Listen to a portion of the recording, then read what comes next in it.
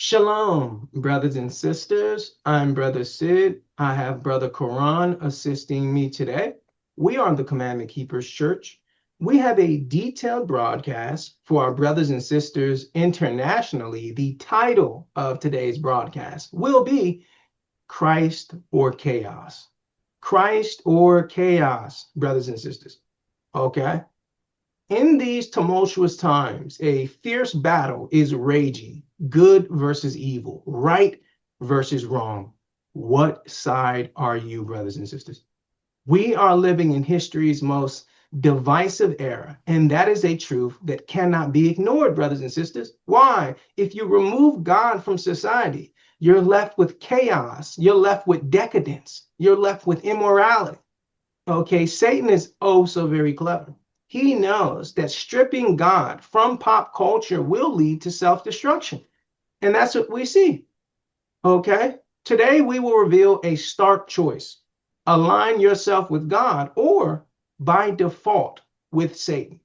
Okay, we are in an age where sexual discipline is shunned, replaced by the relentless sexual liberation that threatens to unravel society itself.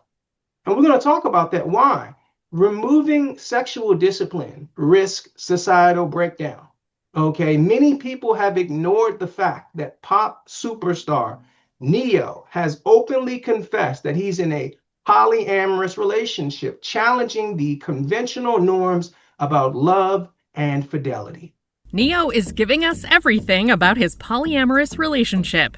Weeks after sharing a peek inside his life with multiple girlfriends, the singer is introducing his 4 partners, Christina, Ariel, Monet, and Brie, to the masses. He says alongside a carousel of video and photos on Instagram, "Since the world is so intrigued, I guess I should introduce my loves properly. Ladies and gents, I present my pyramid." The 45-year-old also has a message for any critics, adding to the post, "Say something nice or move on with your life. We happy over here," while tagging each of his girlfriends. In addition to solo shots and couples photos with each of the women, Neo also shares a photo of himself smiling at a dinner table with all 4 of his partners. The celeb's introduction of his girlfriends comes after he previously admitted that his children often ask questions about his love life. Neo, who is dad to 7 kids from prior relationships, said on the Ricky Smiley Morning Show in February, "Honesty. Again, I'm not lying to nobody, not even my children. Hey, this is daddy's girlfriend, and so is that, and so is that, and so is that. I ain't manipulating nobody. I ain't brainwashed nobody. I ain't lying to nobody. Again, I set it out there. Here's what it is. I like you, but I also like her. And her. Oh. And her. If you cool with that, come on. We're going to have a great time. If you're not, I tried that deal. I got put out. And be straight. It works. It works. Yeah. It works. Everybody's honest. Everybody telling the truth. Everybody is consenting. Yeah. You know what I'm saying? And I feel like I wasted a lot of time just being dishonest about things to the point where had I taken this approach initially, probably could have saved myself a lot of headache and heartache. The Grammy winner also noted that his multiple significant others doesn't mean a change in lifestyle for the kids. She gonna make you some cereal, and she gonna cook lunch, and she gonna wash your clothes, and it's all good. And it's family, it's community. That's what it's about. Brothers and sisters, followers to the New Testament, okay, the title of today's broadcast, Christ or Chaos. Christ or Chaos, brothers and sisters. Followers to the book of 1 Corinthians, the 7th chapter, the 1st and the 2nd verse. Why? Polyamorous relationships has become a accepted topic, brothers and sisters. Okay, and it's not just amongst the Black people. Okay, this lack of sexual discipline, when you cast off sexual restraint, this is what it leads to. This is what it leads to: 4 or 5 women sharing a man, right? We're going to talk about that today. We're going to show you that that level of debauchery has been, according to the Bible, it's been castigated, right? It has been put down.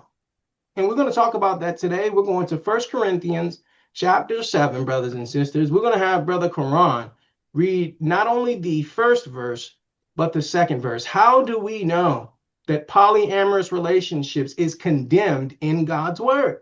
Let's take a look, please. 1 Corinthians chapter 7, verse 1. Now concerning the things whereof you wrote unto me, it is good for a man not to touch a woman. Nevertheless, to avoid fornication, let every man have his own wife, and let every woman have her own husband. Read that again, verse 1 and 2, brothers and sisters. Now concerning the things whereof ye wrote unto me, it is good for a man not to touch a woman. Nevertheless, to avoid fornication, let every man have his own wife, and let every woman have her own husband. Aha. The Bible instructs that unmarried men should avoid physical interactions with women. Why? That's how serious it is. That is how serious, right? Lust is that serious where the Lord says, hey, you shouldn't even touch another woman. Because why? Men, our body just reacts, okay? And once our body starts reacting and we start getting excited in some ways, brothers and sisters, the science tells us that all of our blood leaves our brain and it makes a beeline down to our bottom half. Okay, so our thinking goes in the toilet. This is science, brothers and sisters. When a man gets excited, all of the blood rushes from his brain into his lower half. Okay, and men get caught up like this all the time. So the Lord warns young men regarding the perils and the wreckage that this can cause. Right? He says, don't touch. And I suggest when brothers and sisters are courting, I suggest, hey, you should not be alone with the opposite sex. Okay, if you're going to be courting a sister, you need to be out somewhere public. Okay, go out to eat, go to the movies, go to the park. But hanging back at the apartment, God wouldn't want that. You're putting yourself in a position to fall. You're putting yourself in a position to fail. Okay, so all the young sisters and brothers that I know who are not married, I suggest that. Okay, make that covenant with God that, hey, I'm not going to be alone with her or I'm not going to be alone with him in reverence to God because I don't want to be tempted, right? So notice the Apostle Paul highlights the significance of marriage in modern society for young men. Okay, notice the Lord advocates for both men and women to marry in order to steer clear of sexual immorality. How do we know? Read that second verse, brothers and sisters. Okay, let's take a look. 1 Corinthians chapter 7, verse 2. Nevertheless, to avoid fornication, let every man have his own wife, and let every woman have her own husband. See that? Mainstream media has misled women into believing that being sexually proactive equates to power, associating promiscuity with strength.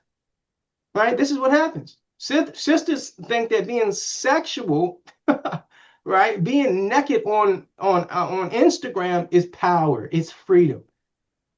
Okay, the text states that every man needs a spouse to satisfy his sexual needs. Notice it says, let every man have his own wife, singular. Okay, notice it says what? Let every woman have her own husband, her own husband. She's not to share a man with anyone else. This is New Testament, right? For all you Israelites out there who try to lean on David and Solomon and all these other brothers who was out of the will of God. Right? What does the New Testament say? Okay, we want to put it out there. Upon careful examination of the passages, we observe that the Lord cautions men and women about the detrimental effects of lust and the ruin it can inflict. So look at that. Here the Apostle Paul endorses marriage between men and women as a means to avoid engaging in sexual misconduct. See that? He says, why? Have a wife. Because why? Men have certain needs. Men and women have certain needs, mostly men. Okay, have certain needs. That's how God created us. There's nothing wrong with having sexual desires, brothers and sisters. The Lord knows you have sexual desires. And because of that, he says, don't tempt yourself. Okay? Find you a wife, find you a husband so you can fulfill that need within the parameters of marriage. See, so the Bible strongly advocates for monogamous marriage as God ordained what? In the beginning. Okay, see that? This is monogamy here that we're reading of. Okay, monogamy was God ordained from the very beginning to promote moral integrity and prevent sexual sins. So Neo and any other person who's allowing their lust to lead them, right? Too many men are being led by their penis. Too many. Okay, Paul's teachings underscore the vital role that marriage plays in a healthy society. See that? A committed relationship. That's what's being magnified in this passage, brothers and sisters.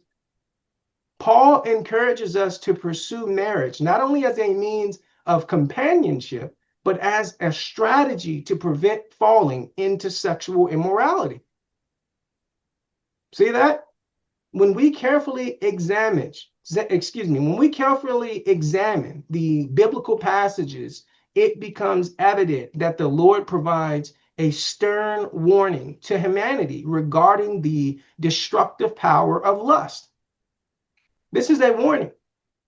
Okay, the Lord knows how strong the spirit of lust is. And that's why he sends Paul to allow us to know, hey, it's okay to have those desires, but it has to be within the parameters of marriage. It must be monogamous. See that?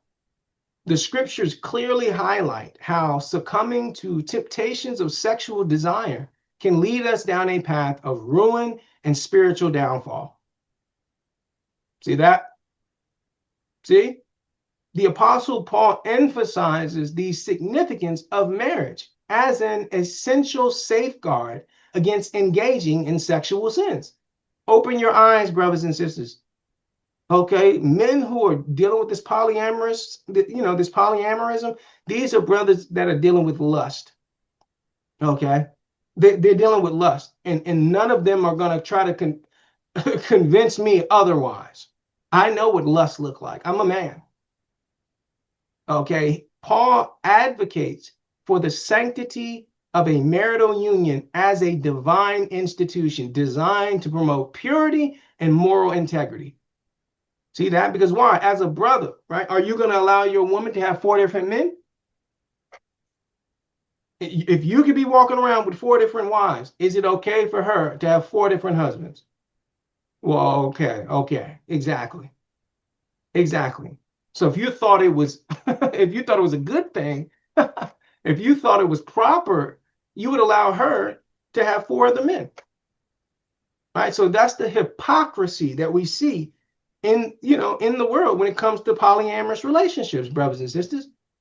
Right? The Bible emphasizes that a man should marry only one woman, establishing the biblical standard for monogamous relationships. Okay, this principle is a fundamental truth that cannot be disputed and should not be dismissed, brothers and sisters. However, polygamous relationships have grown to be accepted in this time of sexual perversion, and we just can't ignore that, brothers and sisters. Okay, those who claim that polygamous relationships are ordained by God are fundamentally misrepresenting his plan. Remember, gospel singer Kirk Franklin, in a candid discussion with Tyrese and other celebrities, addressed the topic of polyamorous marriage and its supposed benefits.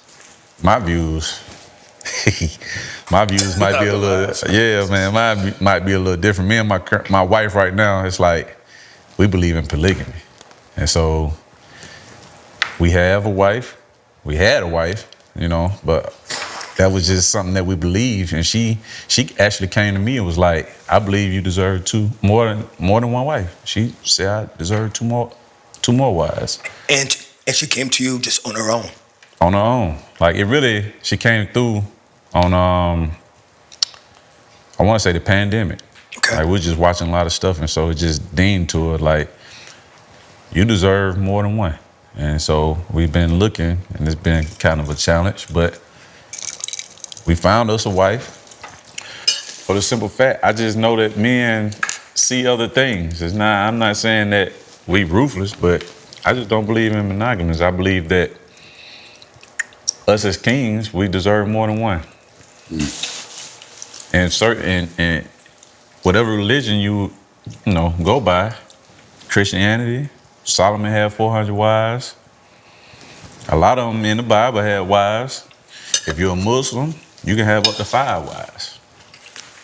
I would love to know, brothers, even starting up the conversation, what are your thoughts about my brother's thoughts and perspectives on Well, I relationship?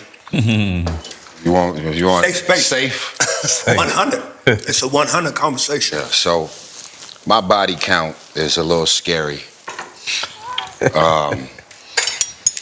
You know, serious. I would be considered a pussologist. I'm just playing. So no. Go ahead, continue. No, so going back to my specific career, everywhere I go, every audience I perform in front of, every club I host, I pretty much never see dudes. It's all women. It's been that way from the beginning. And so I got to a point where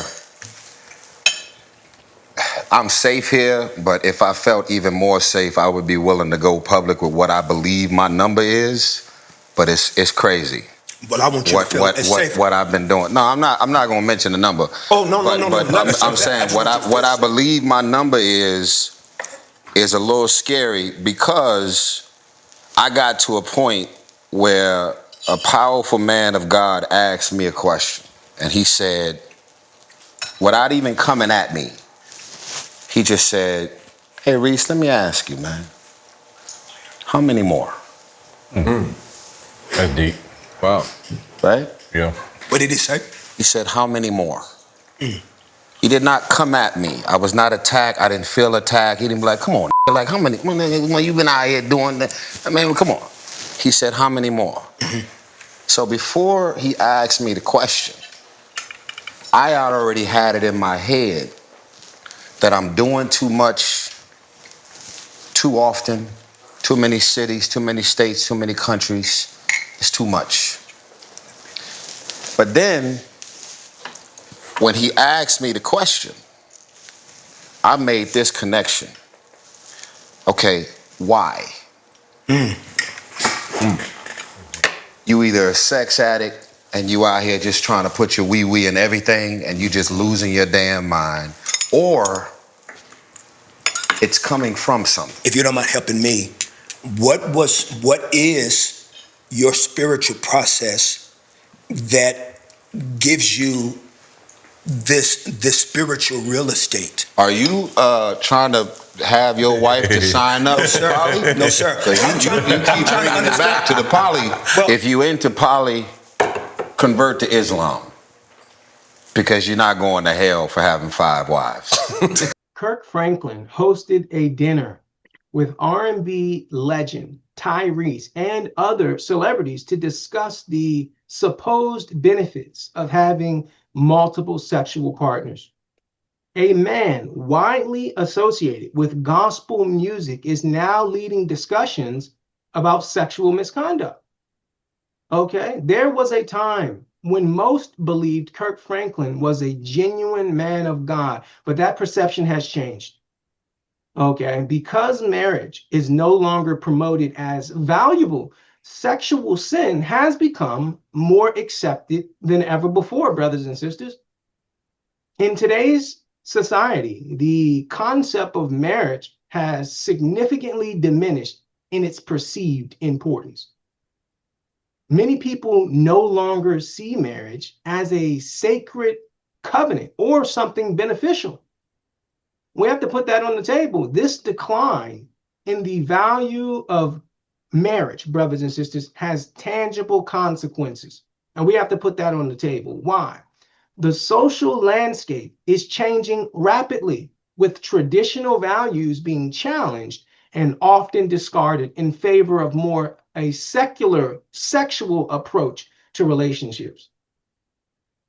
Okay, the shift in societal attitudes towards marriage and fidelity has contributed to an increase in sexual misconduct and a moral decline, brothers and sisters.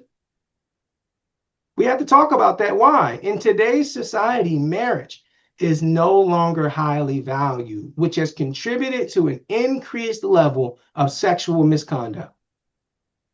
The erosion of marriage as a foundational institution isn't limited to any one demographic. It is a widespread phenomenon affecting the entire United States, brothers and sisters. Many have overlooked the recent law enforcement raids on Chinese massage parlors, which were found to be involved in sex trafficking young girls. Hundreds of Chinese massage parlors across the country have been raided by law enforcement agencies, brothers and sisters. Investigations revealed that many of these parlors were involved in sexual trafficking of young girls, highlighting an ongoing problem of exploitation and abuse. In the state of Texas, Fox News exclusively embedding with the Austin Police Department as they raided illicit Chinese massage parlors, part of a massive operation targeting human traffickers and organized crime networks. It was just one of many human trafficking stings taking place across the country, an operation coast to coast, which saw more than 60 victims rescued, including juveniles. Here is the Austin Police Department on that operation.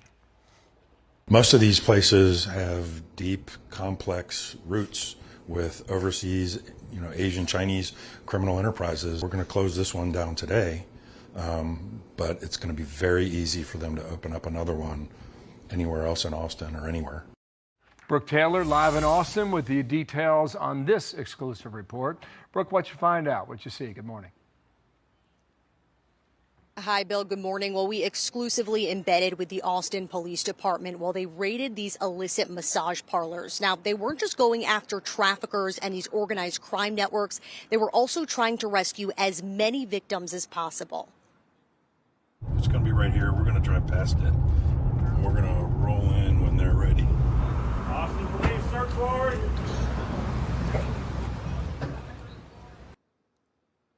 On the outside, these businesses are advertised as spas, but detectives say many like this one are being controlled by Chinese organized crime networks and used as a human trafficking hub. This is a pretty common trend. Watch your step here.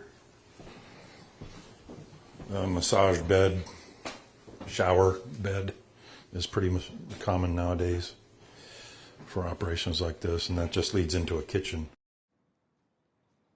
And just a few minutes away, simultaneously, officers with the Austin Police Department raided another illegal massage parlor. One of the victims found sleeping inside this disheveled room here with clear signs that others had also been living there.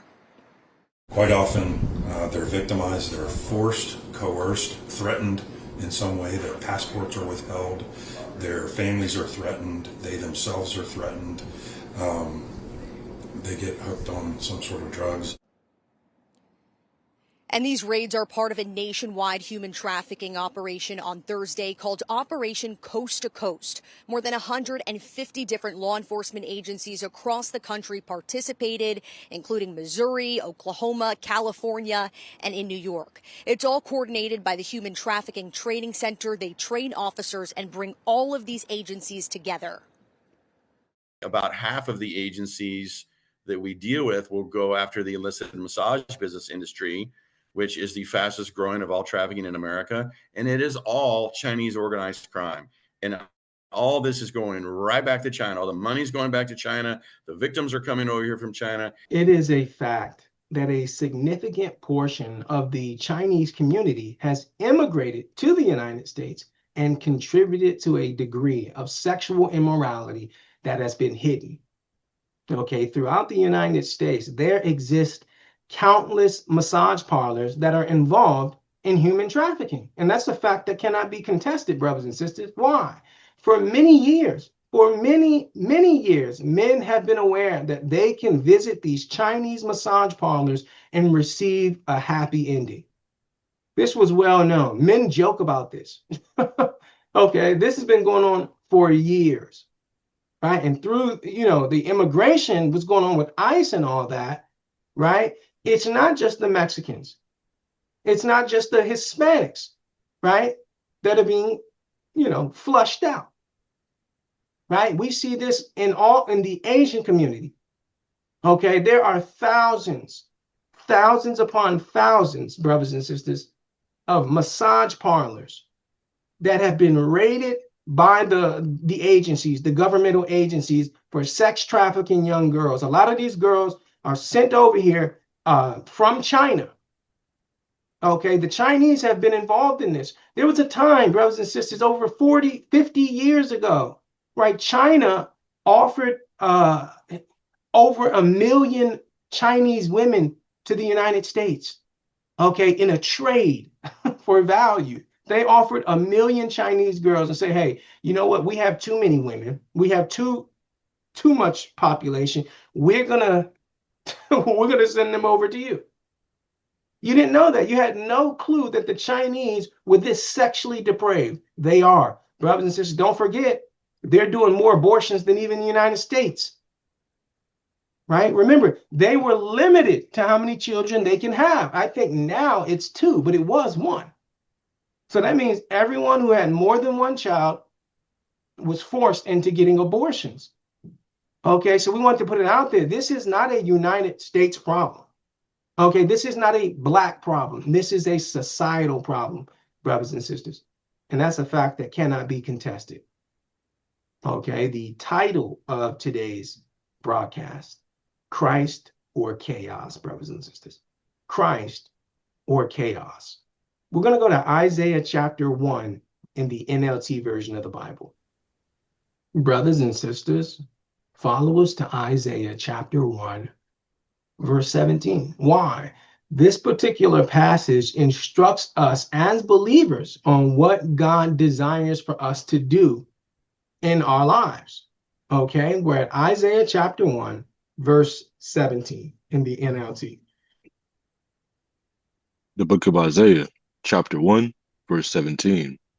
Learn to do well, seek judgment, relieve the oppressed, judge the fatherless, plead for the widow. Read that again, brothers and sisters. What does God desire us to do with our lives? Learn to do well, seek judgment, relieve the oppressed, judge the fatherless, plead for the widow. Let's break this down. Learn to do well, right? The scriptures teach us that to do to our inherent sinful nature, we do not automatically know what is good. Okay, instead, we must actively learn what is right according to God. See that? So we have to put it out there. Learn to do well. Why? It's not in us. You don't have to tell a child how to lie, right? Who taught you how to lie? You don't have to teach a child how to steal. It's just inherent. It's just inherent in us because of our wicked heart. Jeremiah 17:9. Right? It's essential for us to look to God as our guide, trusting him to reveal to us what is just and what is unjust. See that? The Bible emphasized the importance of seeking justice for those who are oppressed and marginalized in society. Examine that. Right? The Bible calls on believers to stand up for the vulnerable and advocate for fairness and righteousness, brothers and sisters. Let's read that one more time, please. Isaiah chapter 1, verse 17. Learn to do well, seek judgment, relieve the oppressed, judge the fatherless, plead for the widow.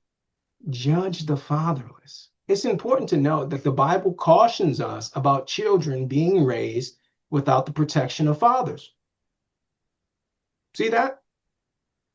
Upon examining this passage, the Bible alerts us to the risk associated with children growing up without a father in his life or her life.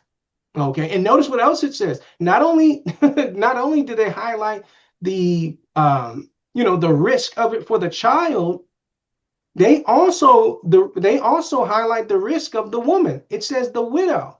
That means a woman without a husband. Right? So he says the children and the women are at risk in a wicked society when the family, the nuclear family, has been destroyed. See that? This particular passage is about the nuclear family. See, the text highlights a significant threat to society when the nuclear family structure is compromised.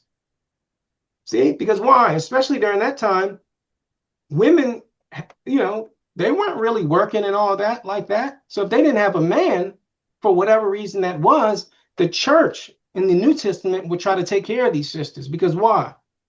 Usually, even today, with single mothers, most single mothers and the children that grow up in single mother households grow up in the lower class. That's just the truth of the matter. They grow up in the hood, they grow up in the lower class. Right? Now, if you have two incomes in the house, right, usually you're at least in the middle class. So now you've gone from 50K a year to maybe 110,000 a year. Right? Satan recognizes that to exert influence over society, the nuclear family must be dismantled. See that? As marriage is increasingly viewed as less valuable, it has had a detrimental impact on society as a whole, brothers and sisters. Right? The biblical teachings underline that the breakdown of the traditional family does what? It poses a significant threat to society as a whole. And Satan understood this. Okay? That's why the Lord says, do this. Let's read that one more time, brothers and sisters. Please. Learn to do well. Seek judgment. Relieve the oppressed. Judge the fatherless. Plead for the widow. Relieve the oppressed. Who are the oppressed? The children without fathers, the women without husbands, because that's the world we live in. That is the world. You prey on the weak. Okay? He says, protect the vulnerable. No one more vulnerable than children, especially when there's no father or father figure in the home to protect. See that? A fractured nuclear family leads to a host of social problems, including increased crime, poverty, and instability, brothers and sisters. Satan, understanding the power of the family to shape society, seeks to undermine and destroy this foundational institution, marriage, the family. Right? When marriage and family are devalued and disregarded, it has a destructive consequence on the very moral fabrics of the communities. Let's talk about that. Why? In today's world, we see the alarming result that children are growing up without protective fathers or a father figure, which exposes them to risk. These children are growing up with more risk than ever before. Okay, we are currently in an era where society is endorsing alternative lifestyles for children, a fact that cannot be disputed. Right? There are more young individuals identifying as living the alternative lifestyle than ever before in the annals of civilization. Society is increasingly promoting alternative lifestyles for young people, and this trend, brothers and sisters, is undeniable. Right? Due to the disintegration of the family unit, we now witness young children participating in drag performances. Many television programs and media outlets are actively promoting sexual agendas targeting impressionable children and teenagers. And if you haven't heard the name Desmond Napoles, get ready for this trailblazing 11-year-old drag kid who RuPaul is calling the future. His bravery is inspiring so many. We're going to talk to him in just a moment, but first, let's take a look at his amazing story. I am Desmond. I'm 11 years old, and I like pizza, trains, and drinking root beer since it's caffeine-free. I also do drag, and I love to put on makeup, dresses, and wigs, and of course, jewelry if necessary. My full drag name is Desmond is Amazing. I feel very happy to have a mom that accepts me. It really touches me deeply that there are other children out there that he's reaching and they're listening to him and he's influencing them to be themselves. I'm very proud of him. I'm proud that he's found his path so early. My greatest joy in this is just seeing Desmond happy. I love doing drag because it makes me feel amazing and self-expressive. It just feels amazing to know that people love what I do. My one big message would be 3 words: be yourself always. Please welcome Desmond Napoles, a.k.a. Desmond is Amazing.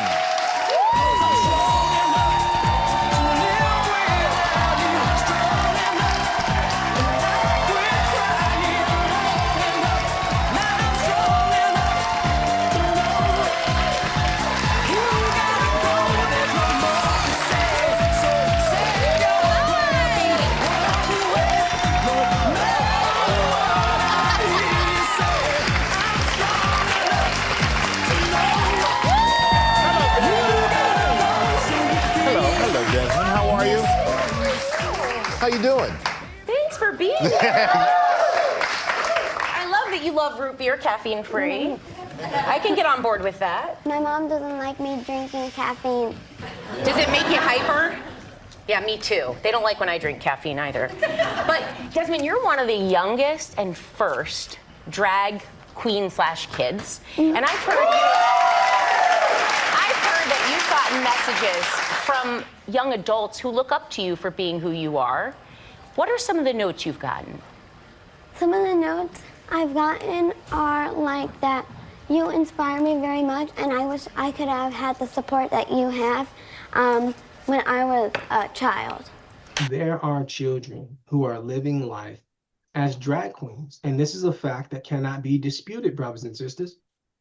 Okay, due to the removal of God from society and the absence of men in the home, we are enduring the most corrupt, immoral period in the history of the world.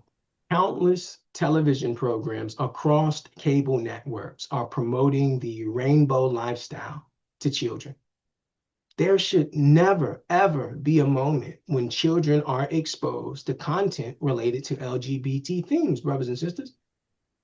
Okay, the absence of God in society has led to widespread chaos. Okay, here we see young children being turned out by adults.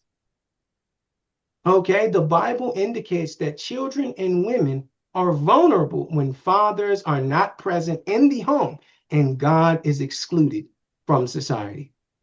We are living in an era where many adults assert that children should attend drag queen performances, and this is a fact that cannot be contested. First to Stockton, and the question tonight, is drag appropriate for children? I'm Tony Lopez. And I'm Julie Watson for Marley Ginter. This comes as a drag show for kids and families is slated for a Stockton City Park next month. CBS 13's Ashley Sharp is getting answers on whether or not the city could even stop the event. Ashley? Hey guys, well first, the permit has not yet been approved for this drag show set to happen here at Pixie Woods. That's because the application is not yet complete. Now the question over whether a drag show like this should happen at a children's park was actually not on the agenda for the Stockton City Council this evening, but for more than 2 hours, it dominated the conversation. From a packed city council chamber, even overflowing into the lobby of City Hall. One question for the night divided Stockton. Should a proposed family-friendly drag show go on at a city park? It's inappropriate in every single way. Kids are going to learn about them anyway, and why not do it in a safe space involving your family? Jonathan Lopez is applying for the permit to host the Pixie Woods drag performance in June after the park closes in a private event. He says the show is for kids and is not sexual. We've been doing family-friendly events for the past 15 years and no one's made a fuss about it. I know that the people involved in this all know what is appropriate for what setting. From cheers to even tears, parents during public comment made their plea at the podium.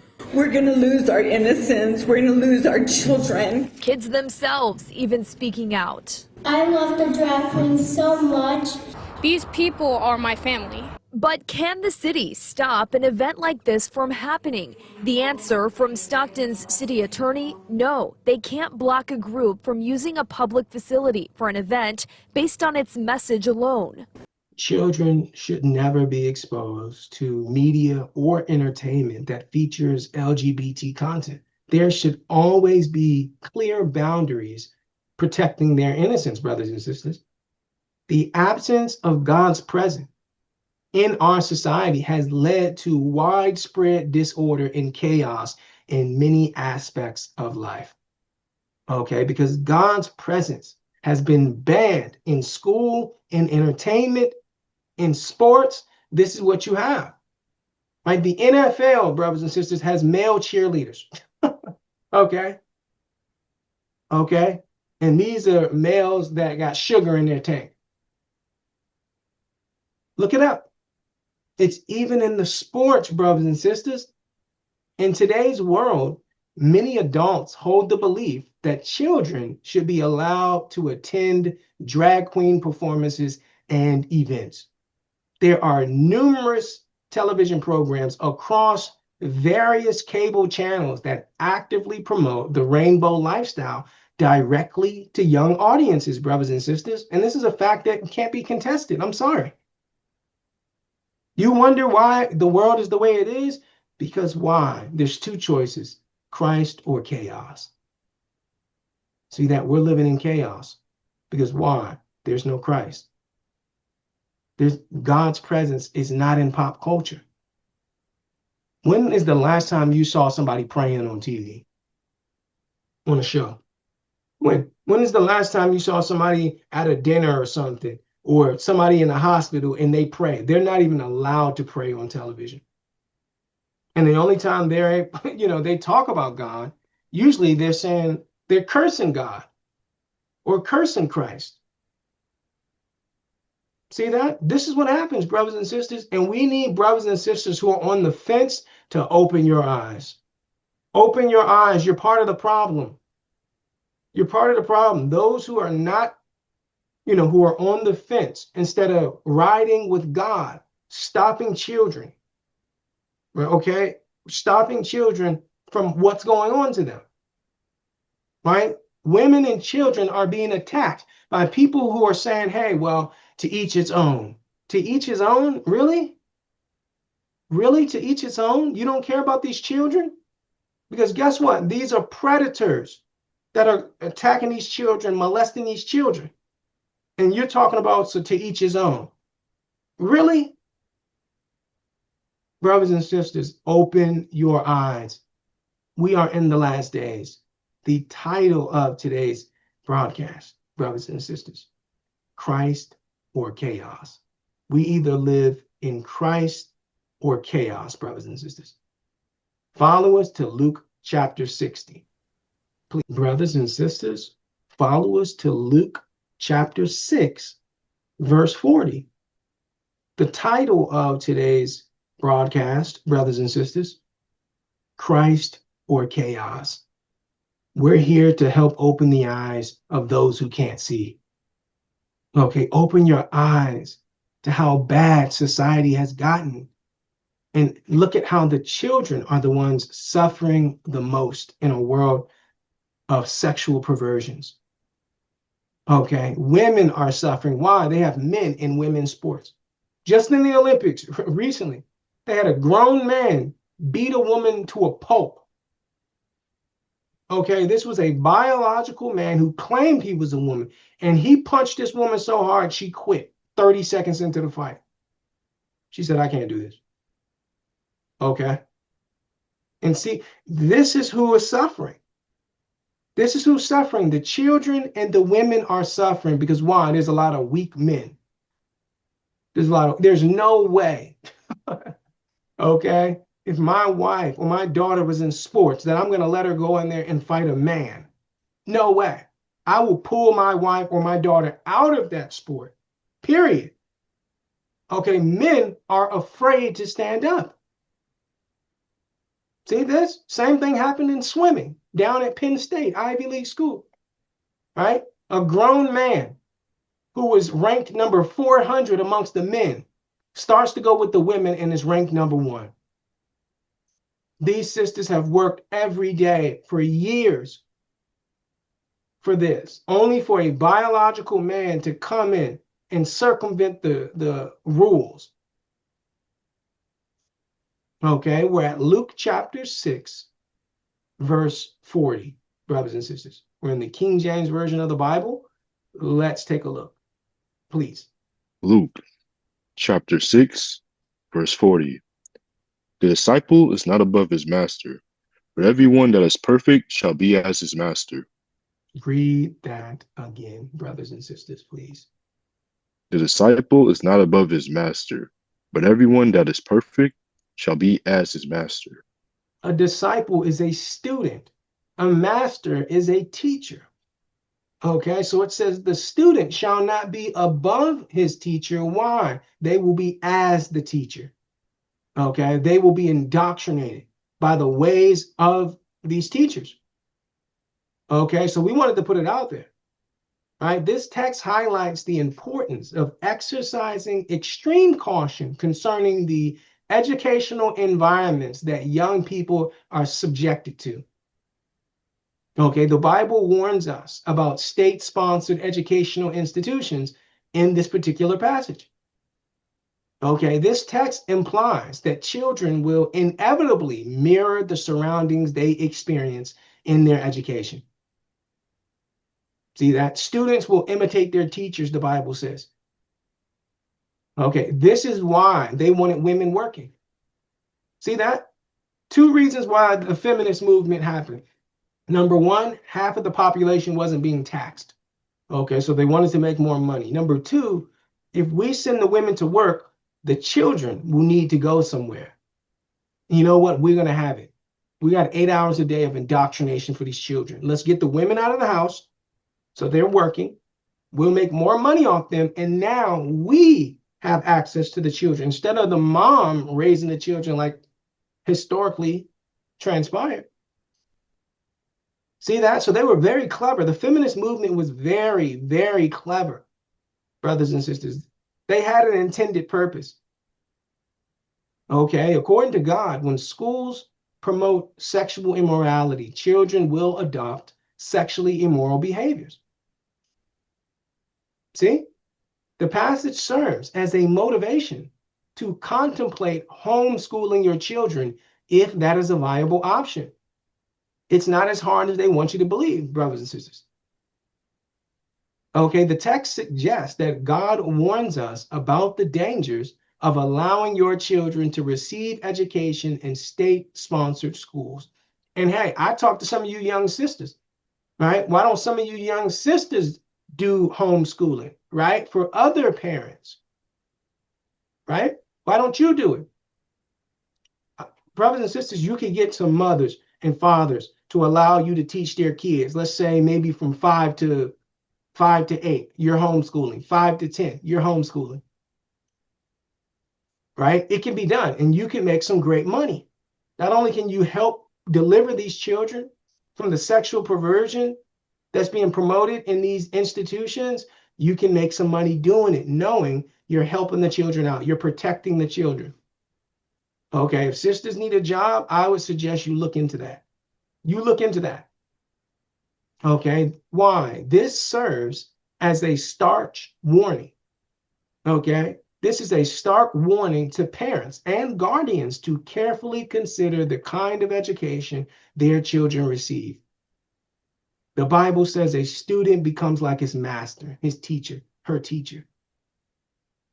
Okay, the text emphasizes that God himself warns us about the dangers inherent in allowing our children to learn in government-funded educational institutions. These, what they call schools, these indoctrination centers called schools. That's what this is. Okay, that's what the degree is. When you graduate, they're saying, hey, his indoctrination, her indoctrination is complete. Okay, that's why you have to get a degree. See? In recent years, sexual education has become a mandatory part of the curriculum across the United States, with many schools including lessons on gender identity.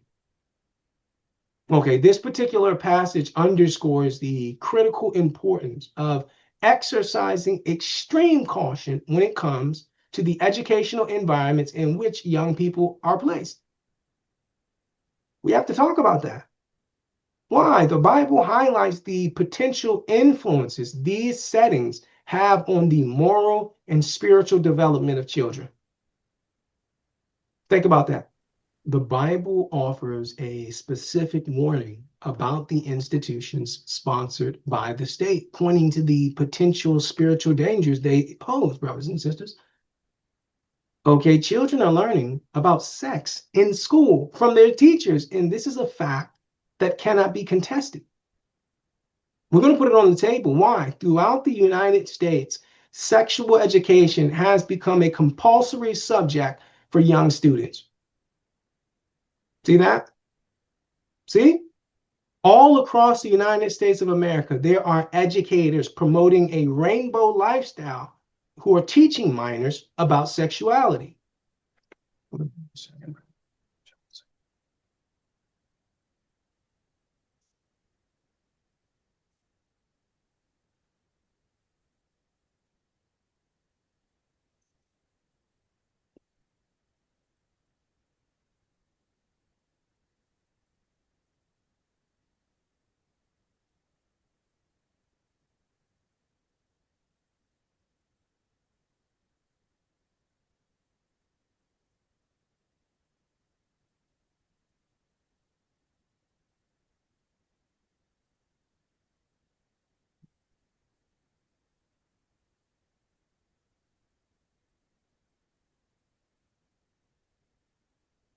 The Bible highlights the potential influence these settings have on the moral and spiritual development of children, brothers and sisters.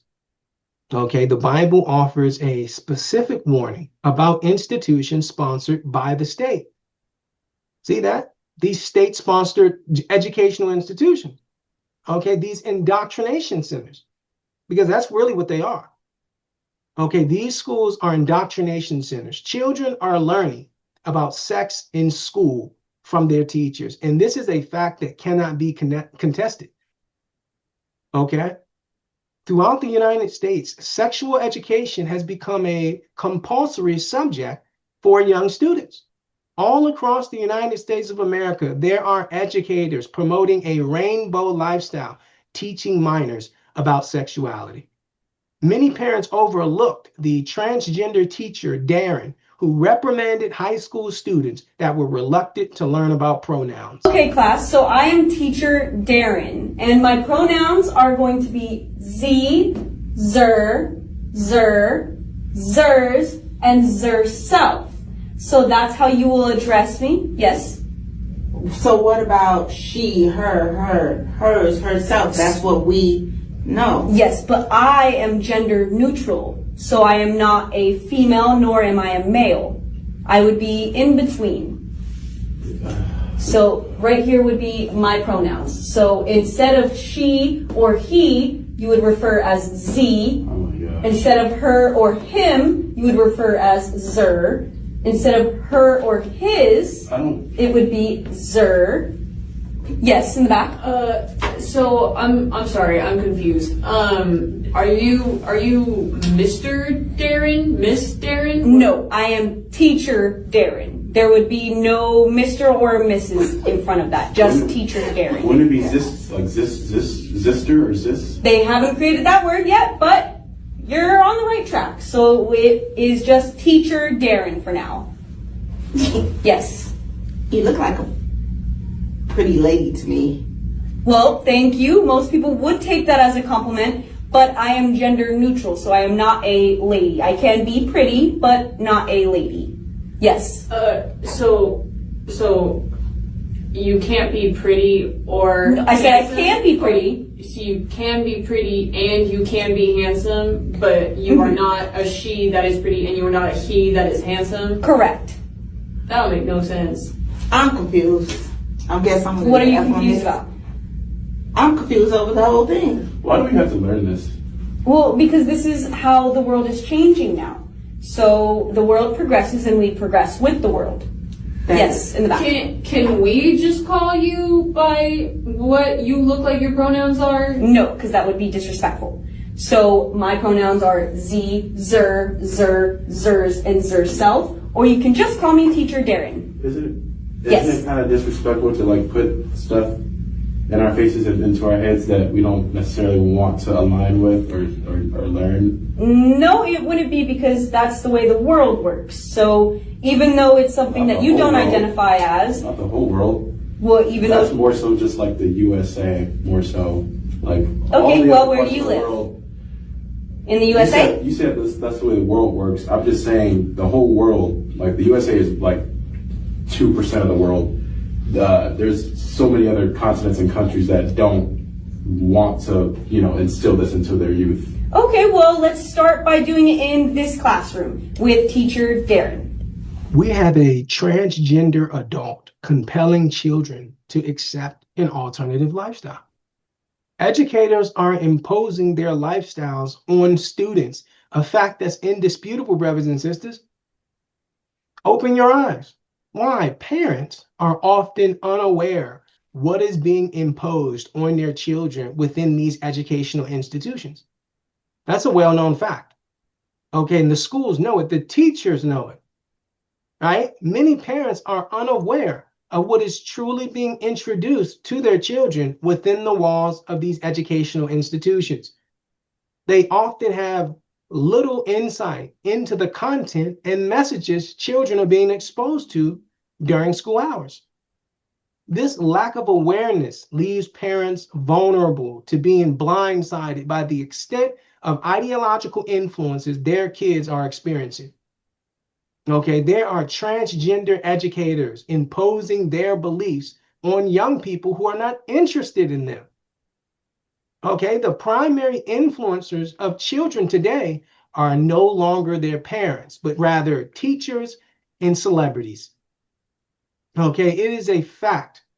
It is a fact, brothers and sisters, that the education system and the entertainment industry have been infiltrated by satanic forces, and that cannot be denied. That cannot be denied, brothers and sisters. Follow us to Proverbs 18. Please, brothers and sisters, follow us to Proverbs 18 and 21. Why? We made a bold statement, okay, that the primary influencers of children are no longer their parents. Okay, it's now your educators and your celebrities, your celebrity influencers. They're called influencers for a reason. Okay, and we're going to show you how dangerous this can be. We're at Proverbs 18, verse 21. Let's take a look. The book of Proverbs, chapter 18, verse 21. Death and life are in the power of the tongue, and they that love it shall eat the fruit thereof. Read that again, brothers and sisters, please. Death and life are in the power of the tongue, and they that love it shall eat the fruit thereof. Aha. The Bible illustrates the profound impact that words have on our lives, including pronouns. Okay. In analyzing this passage, we investigate the reasons behind Satan's particular fascination with the hip hop genre of music. Okay, because why? The black children are being influenced by rappers. There is no one who influences black boys, black men more than rappers. And that's a fact that cannot be disputed. Okay, hip hop music transcends mere entertainment. It embodies a form of dark magic. Okay, the Bible indicates that there is no greater danger to the welfare of the black community than the influence exerted by hip hop music. Life and death is in the tongue. See that? So when we recite or repeat rap lyrics, we inadvertently cast spells upon ourselves. Okay, and the Jewish executives who created hip hop and promote hip hop, they know it. They said, how can we get these people to curse themselves? How can we get them to do that? The boys and the girls, every day. Right? Make these songs very catchy, very trendy. See that? In this passage, we examine the rationale for Satan's allure to the hip hop genre. The text implies that the hip hop genre of music represents a form of dark magic. It says those who love it will eat the fruit thereof. That means what you continuously say will come true. It will come true. It'll come to pass, right? Just like a spelling, right? The Bible cautions that nothing poses a greater threat to the black community than hip hop music. Okay. This passage elucidates why hip hop music is profoundly detrimental to the black community. See, Children are the most swayed by entertainers, and this is a fact that cannot be denied. Okay? Hip hop has, brothers and sisters, hip hop music is rooted in sorcery. And this is a fact that cannot be contested. Okay, these are witches and warlocks, these rappers. These are sorcerers. These are magicians. Okay, these rappers who advocate a level of depravity to young audiences are being compensated millions of dollars for their efforts. Millions of dollars. Okay, listening to music that endorses evil influences, our thought processes are what? They're changed. See that? When you talk about killing, when you talk about doing dope, what happens? Killing doesn't seem that bad, right? Doing dope doesn't seem that bad now, right? Because you've spoken into existence.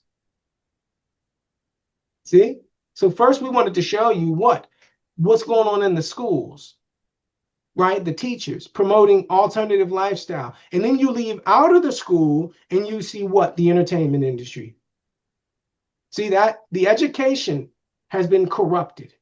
The music has been corrupted. Why? The title of today's broadcast, brothers and sisters, the title of today's broadcast, Christ or Chaos. Christ or Chaos, brothers and sisters. Notice the text implies that hip hop functions as a form of dark magic, capable of influencing the minds and spirits in a harmful way. Okay, when we recite or repeat rap lyrics, we are casting spells or summoning.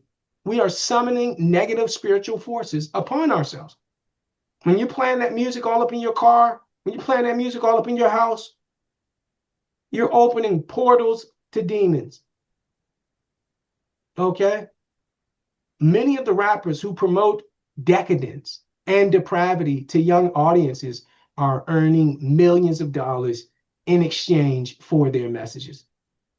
Okay, the Bible warns that nothing poses a greater threat to the future of the Black community than the messages communicated through hip hop music. Right? The Bible clearly illustrates the profound power that words can have over our destiny. Okay, this particular passage sheds light on why hip hop music is damaging to the Black community's moral capabilities. Okay, not only our moral capabilities, brothers and sisters, our faith in God. Okay, hip hop music is much more than simple entertainment. It's a form of dark magic. Most of the top charting rappers openly promote immorality, a fact that is undeniable. Many fans overlook the admission made by rap superstar NBA Youngboy, who expressed guilt over the type of music he produces and its impact on his fans. Man, I was flooded with millions of dollars from the time I was 16 all the way to this point in my life. And I woke up one morning and I was like, damn, they got me. Man, look at the shit I spoke about. Look at the shit I put in these people's ears. Man, I feel very wrong about a lot of things. How many lives I actually am responsible for when it comes to my music. How many kids and people have gotten in the car or put this shit in their ears and actually hurt someone. And now I'm sitting back like, damn, I can't do it all in one day. But I promise to clean whatever I can clean. But it's gonna take time. Woke up one morning and I was like, damn, they got me. Man, look at the shit I spoke about. Look at the shit I put in these people's ears. And I woke up one morning and I was like, damn, they got me. Man, look at the shit I spoke about. Look at the shit I put in these people's ears. This is one of the most popular rap stars alive, and he openly confesses that his music has had a detrimental impact on the Black community. He is aware that his music is harmful, and yet he continues to earn millions of dollars from profit. Okay, this brother has openly confessed that he recognizes his actions were unethical, but the financial rewards are just too enticing. He can't abandon it because why? He's a lover of money.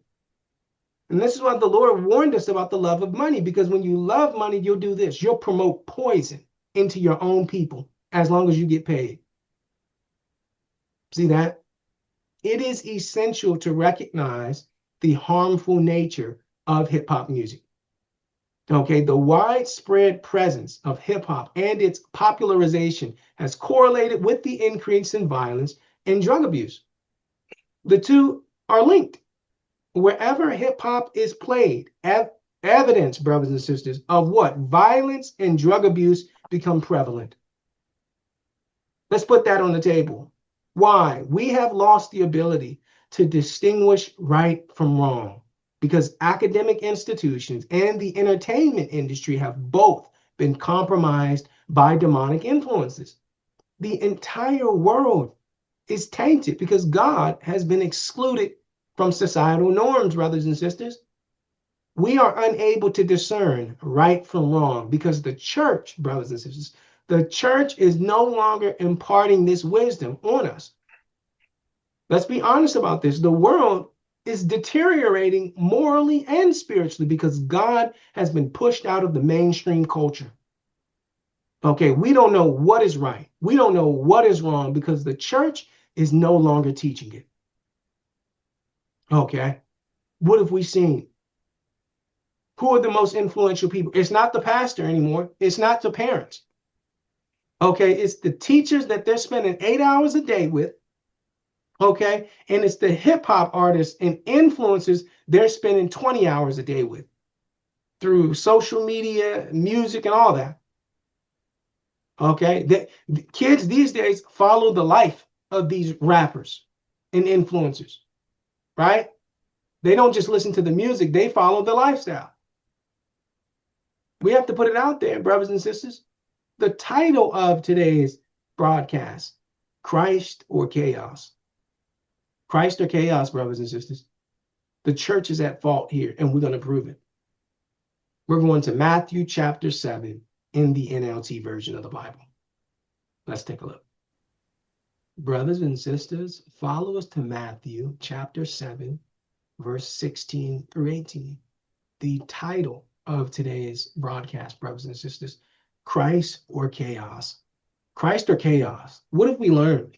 We've learned that the whole earth is out of course. The whole earth is out of course, brothers and sisters. Society has become secular and satanic. Okay, and we're going to show you why. Why has the earth become so secular and satanic and sexually perverse? We're at Matthew chapter 7, verse 16 through 18. Let's take a gander. Wait, but are we doing 16 through 18 or 15 through 17? We're doing, oh shoot. Wrong one out. Yeah. Here. It's a good catch.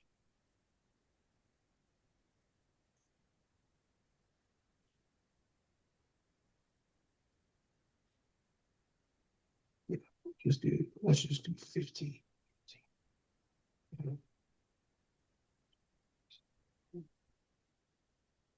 That up slightly.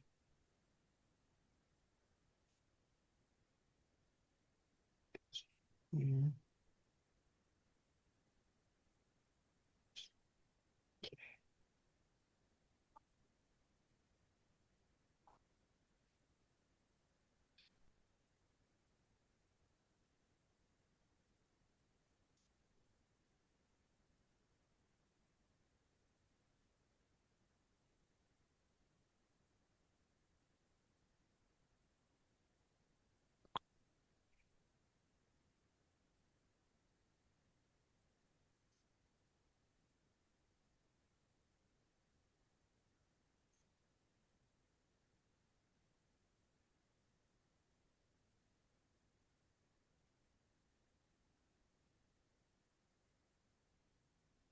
Brothers and sisters, follow us to Matthew, the 7th chapter.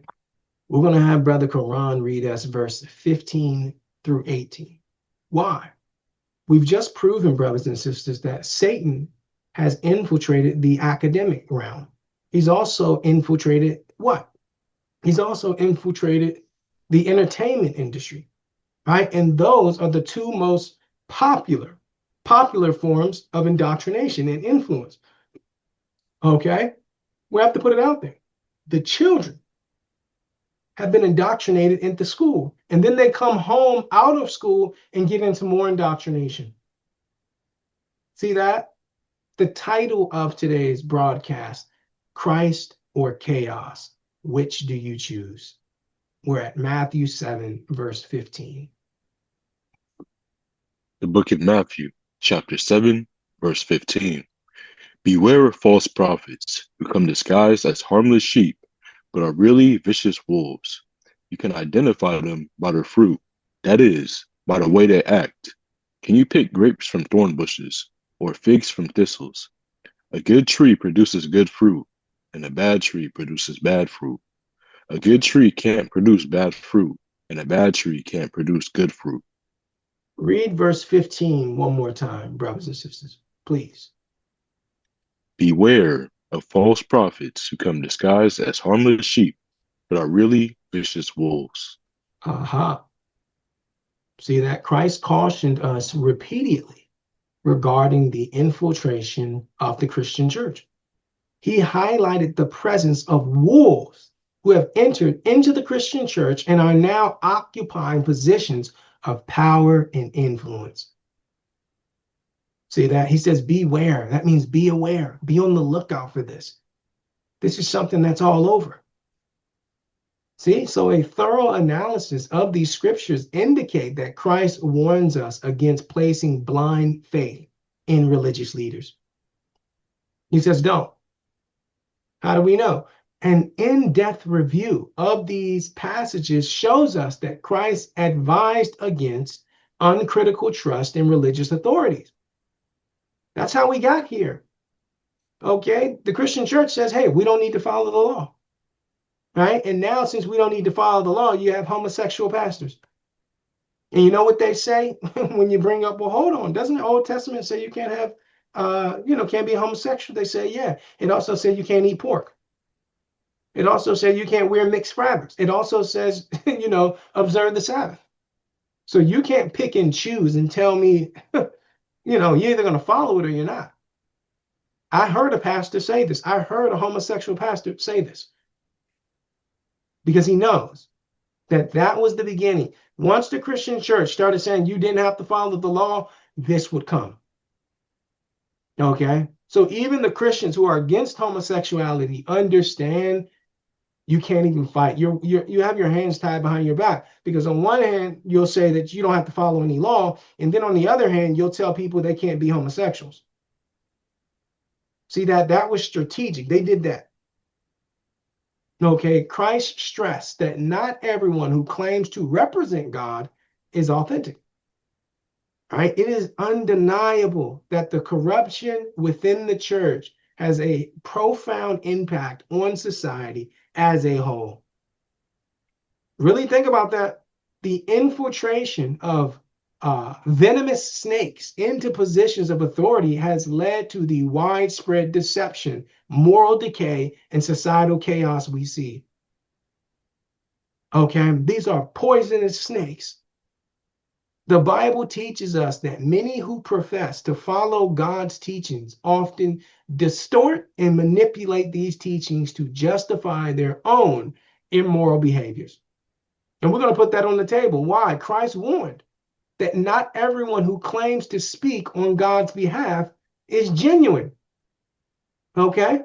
Throughout his ministry, Christ repeatedly warned his followers about the dangers of deception and infiltration of falsehoods within the church. He foresaw that there would be people under the guise of religious authority who would seek to manipulate others for their own gain. Okay, our current societal chaos can be linked to the absence of God's truth in public life. It's impossible to deny that removing God from societal institutions has contributed significantly to the moral decline we witness today. Cannot ignore it, right? The influence of the church on popular culture has been a source of negative impact, promoting the values that are contrary to biblical teachings. The church is nothing more than a secular indoctrination center on Sundays.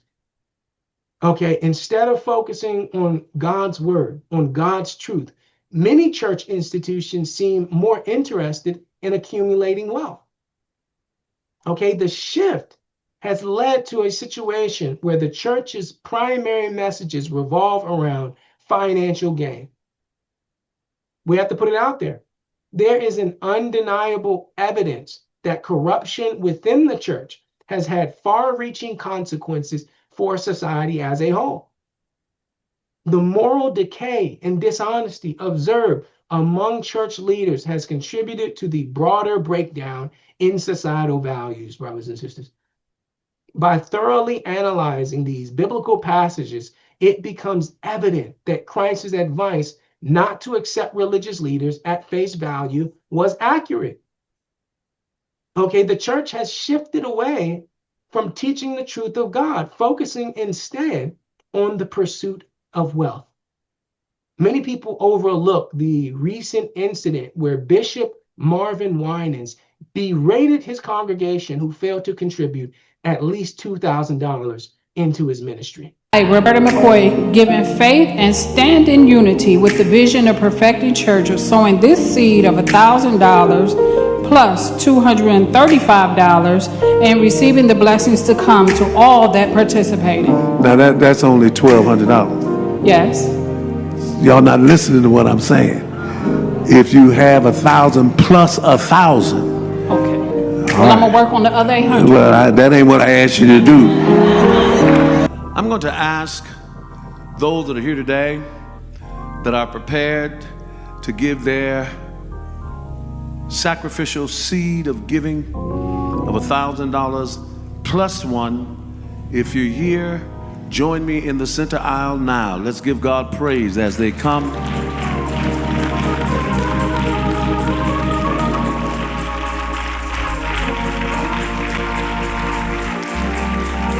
Roberta McCoy, giving faith and stand in unity with the vision of perfecting church of sowing this seed of $1,000 plus $235 and receiving the blessings to come to all that participated. Now that's only $1,200. Yes. Y'all not listening to what I'm saying. If you have 1,000 plus 1,000. Okay. Well, I'm gonna work on the other 800. Well, that ain't what I asked you to do.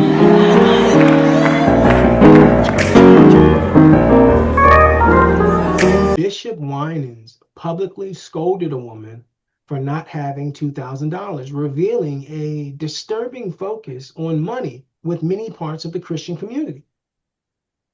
Okay, greed and the pursuit of financial gain has infiltrated Christianity, leading some leaders astray from the core teachings.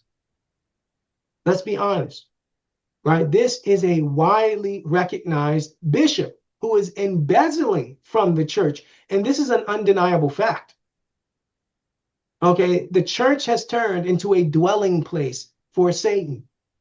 Okay, evident from the love of money that they endorse. Okay, the pastors exhibit a great affection for wealth, more than even entertainers, and that's an undeniable truth. Okay, that's an undeniable truth. Bishop Winans reprimanded a woman for not being able to contribute $2,000 into his ministry. Christ would never have reprimanded a congregant for lacking sufficient funds to donate. Satan has infiltrated the church, and this is a fact that cannot be contested, brothers and sisters. The entire world is out of alignment because the Christian church has been compromised by Satan. Okay, we exist in a society that dismisses God and embraces immorality. You're wondering why the young people are being influenced by the academic institutions, why they're being influenced by what they see on social media with these rap stars and all that. You're wondering why? Because the church has what? According to these texts, false prophets. False prophets, brothers and sisters. See how those things align? See, if the church, brothers and sisters, if the church was doing its job, it would have been able to hold at bay. When the Most High uses Christ to say, hey, you are the salt of the earth, what does that mean? Salt, brothers and sisters, was used to preserve food, to preserve meats for long periods of time, right? So that means us, the Israelites, the church, even those who are not Israelites, as believers, we're meant to what? Preserve the world, slow down the decay, slow it down. Okay, we sped it up.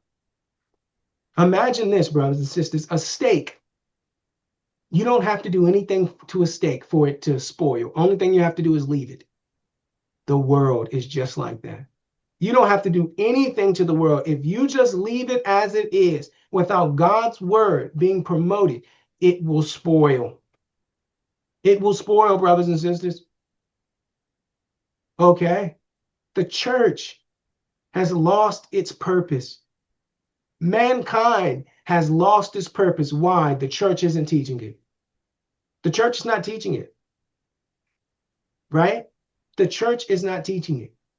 We're here to wake up our brothers and sisters from their spiritual slumber. Open your eyes, brothers and sisters. Is this the type of society that you want to live in? Is this the type of society you want to live in? So you think this culture is better than God's culture? Let's be honest.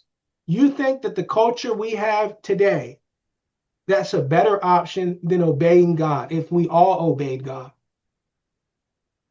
Okay?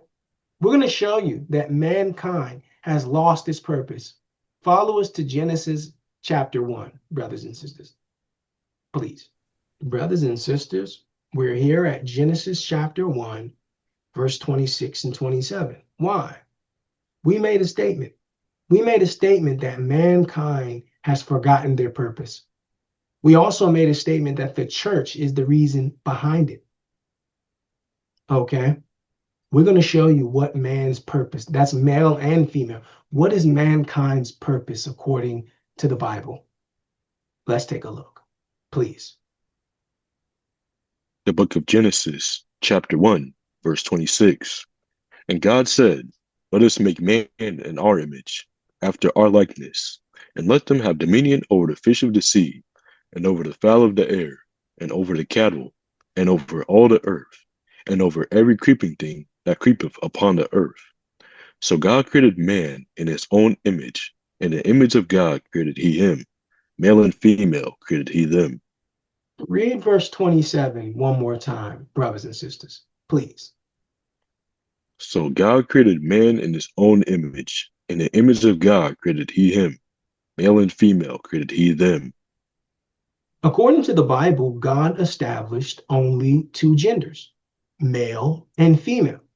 You have XX chromosomes, you have XY chromosomes, right? The text declares that any educator or television program or entertainer promoting the idea that more than two genders exist are opposing biblical doctrine.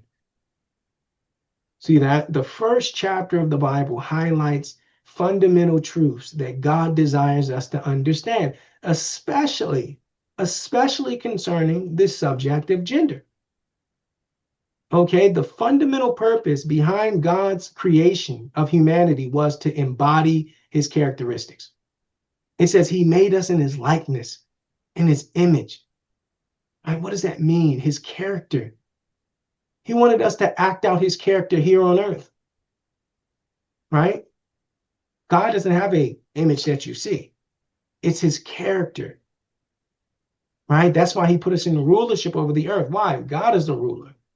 So he says, I want my children to rule right over the earth. See that? Human beings were intended to reflect the nature of God through their behaviors and relationships with the surrounding world. Okay, the original purpose of God's creation of humanity was for them to resemble and represent him within the world. See that? The church is no longer promoting this. We don't even know the character of God to let alone reflect it.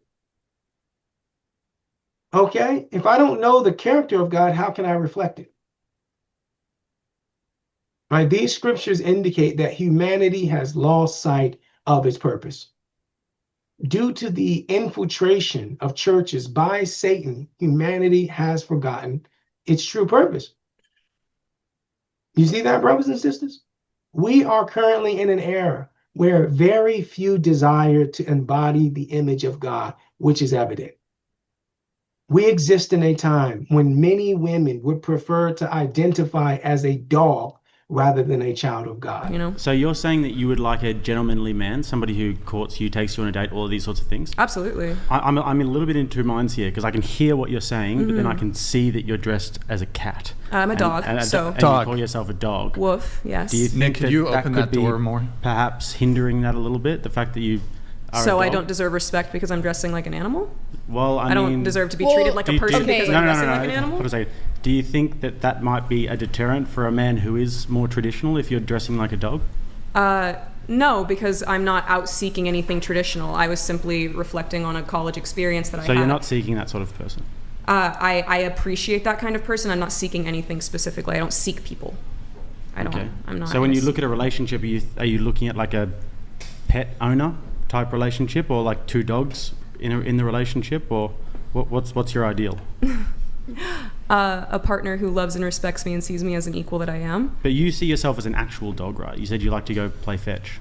Woof, yes. So how does that tie into your relationship? Like, what are you looking for if you're a dog? I'm looking for somebody to throw me a ball and then also say, oh, hey, I appreciate you, bringing in a financial, amount to the situation. I appreciate you having your own thoughts and theories about the world around you, and not somebody who sees me as an animal. I think the issue is that men have a difficult time seeing women in submissive positions without overbearing power toward them, and especially that can lead into like, okay, you see me and a man sees me wearing a dog collar and he's like, oh, I want to tug on that. Are you wearing that collar for me? Are you saying that the dog thing isn't a sexual fantasy? It's not a kink? Not in any way. It's not a submissive sexual fantasy? Are you a Therian? No. No, I think like, do you identify as like otherkin? Why would I do that? I mean, it's a little silly. Outward I think appearance, she's like that's fun. a I think this is reasonable something question. that she enjoys doing. The issue is that it's a valid if you want question. a man who wants a more traditional outlook in life, typically this is going to welcome men who have that fetish, as you already know. Yeah. And it's not necessarily like, I hate it when men sexualize everything, but unfortunately, like, if they see a mentally unwell woman, they're not going to think traditional relationship. They're going to think, I'm going to be able to get quick sex and then run away before she goes crazy. That's their mindset. So I think that although obviously you look really cute and all of that jazz, there is, like, as you were mentioning, like a sort of cognitive dissonance where it's like you're portraying something that doesn't elicit the type of men that you want. Yeah, I think there's she's also not looking. I am not wanting actively looking. I talked about how I'm voluntarily celibate and how that's something that I'm not interested in. So I find the friendships that cross my path in a very similar way to what she was talking about, where, whenever men find out that I'm not interested in sex, they don't want to be friends. I understand why somebody would sexualize me, and then upon, hey, I actually don't like you like that, they wouldn't want to be friends. It's just annoying in the fact where it's like, well, shoot, I'm not even like gonna be open to that in general. It's just unnecessary. Is this a long-term thing for you? Yes. The dog thing? Yes. You see you're taking this into your relationships one day? It's been a part of my life my whole life. And so do you think that this should factor in when you're thinking about the kind of man that you want to be with? Like Not I was at saying all. before, you haven't thought about that? You just want someone who fully accepts you for the dog? No, I want somebody to hold me accountable for my actions and decisions that I make. And if I'm putting off an image that is inappropriate, then I trust that. Whenever my family first saw me doing social media, I've never engaged in OnlyFans, I've never engaged in cam work. But because of the fact that I'm wearing animal ears, there is a misconception because in the porn industry... So you've never done any OnlyFans? No. Okay. Well, that changes a little bit because it could actually be a phase and it's not something that's an overt sexual It's interesting kink. that I like specify it. Exactly. I did not sexual kink, whenever I specify it's been a part of my life forever, it is a lifestyle that I live. I am the kid that was at school playing wolves on the park, you know what I mean, on the playground, and it does not. There'll come a time when that has to subside for more adult duties? I think even in private relationships, there's women who basically say, I'm a fairy, I'm a mermaid, I'm this, but in private relationships, that's expressed only with a partner. I think in your case, you're kind of publicizing that. I don't think it's necessarily out of the ordinary to be like, oh, I'm this imaginary creature, or I'm this animal, or exactly. whatever, I'm with a partner. Yeah, there's no cognitive dissonance for me in who I am or my regard and my role with people. You know, it's not like that. So is it you think you're like genetically, like your biology is canine, or is it the fact that you just take that upon yourself? It's definitely a personality thing. I'm very doggish, and I've always been that way. I've always identified. What breed do you think I am, Brian? Look at my ears. Look at my spots. What do you think? A cheetah? Dalmatian. I'm not sure. Girl, did you just say cheetah?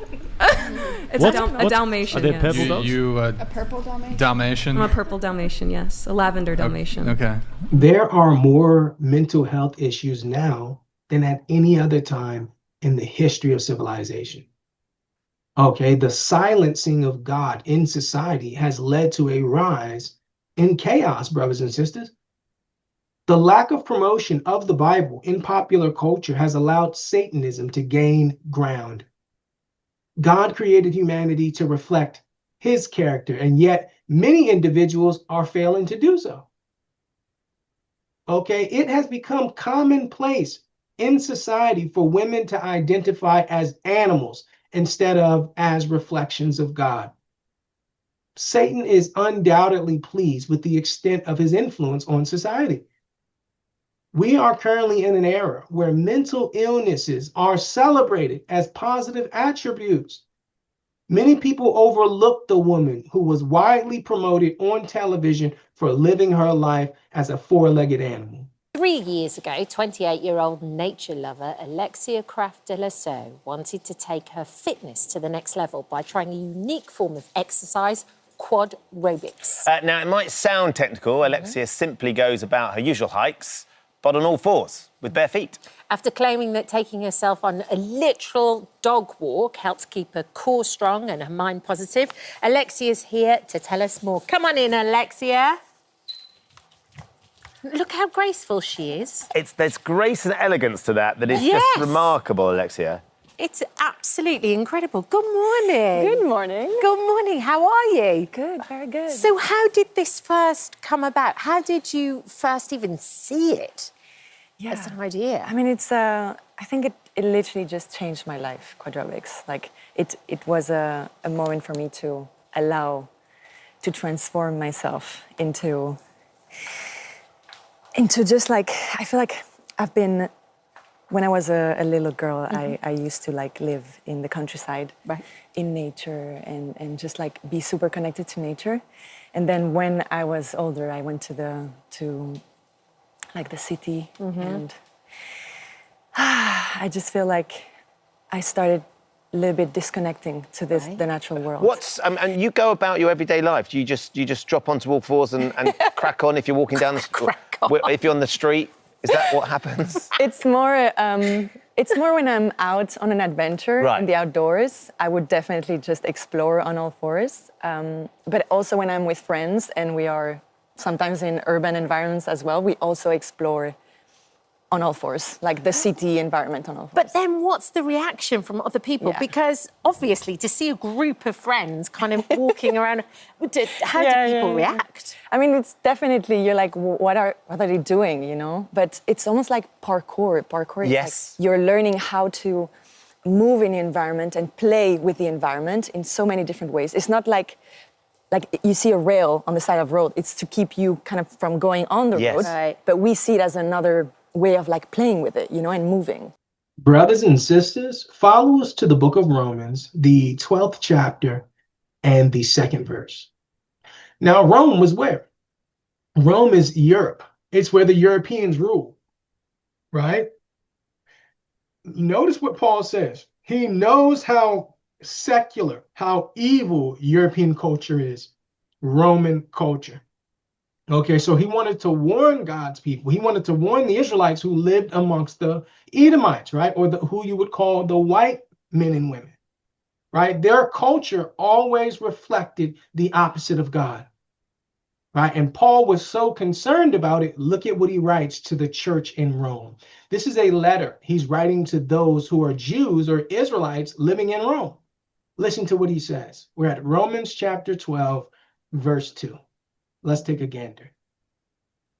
And be not conformed to this world, but be ye transformed by the renewing of your mind, that ye may prove what is that good and acceptable and perfect will of God.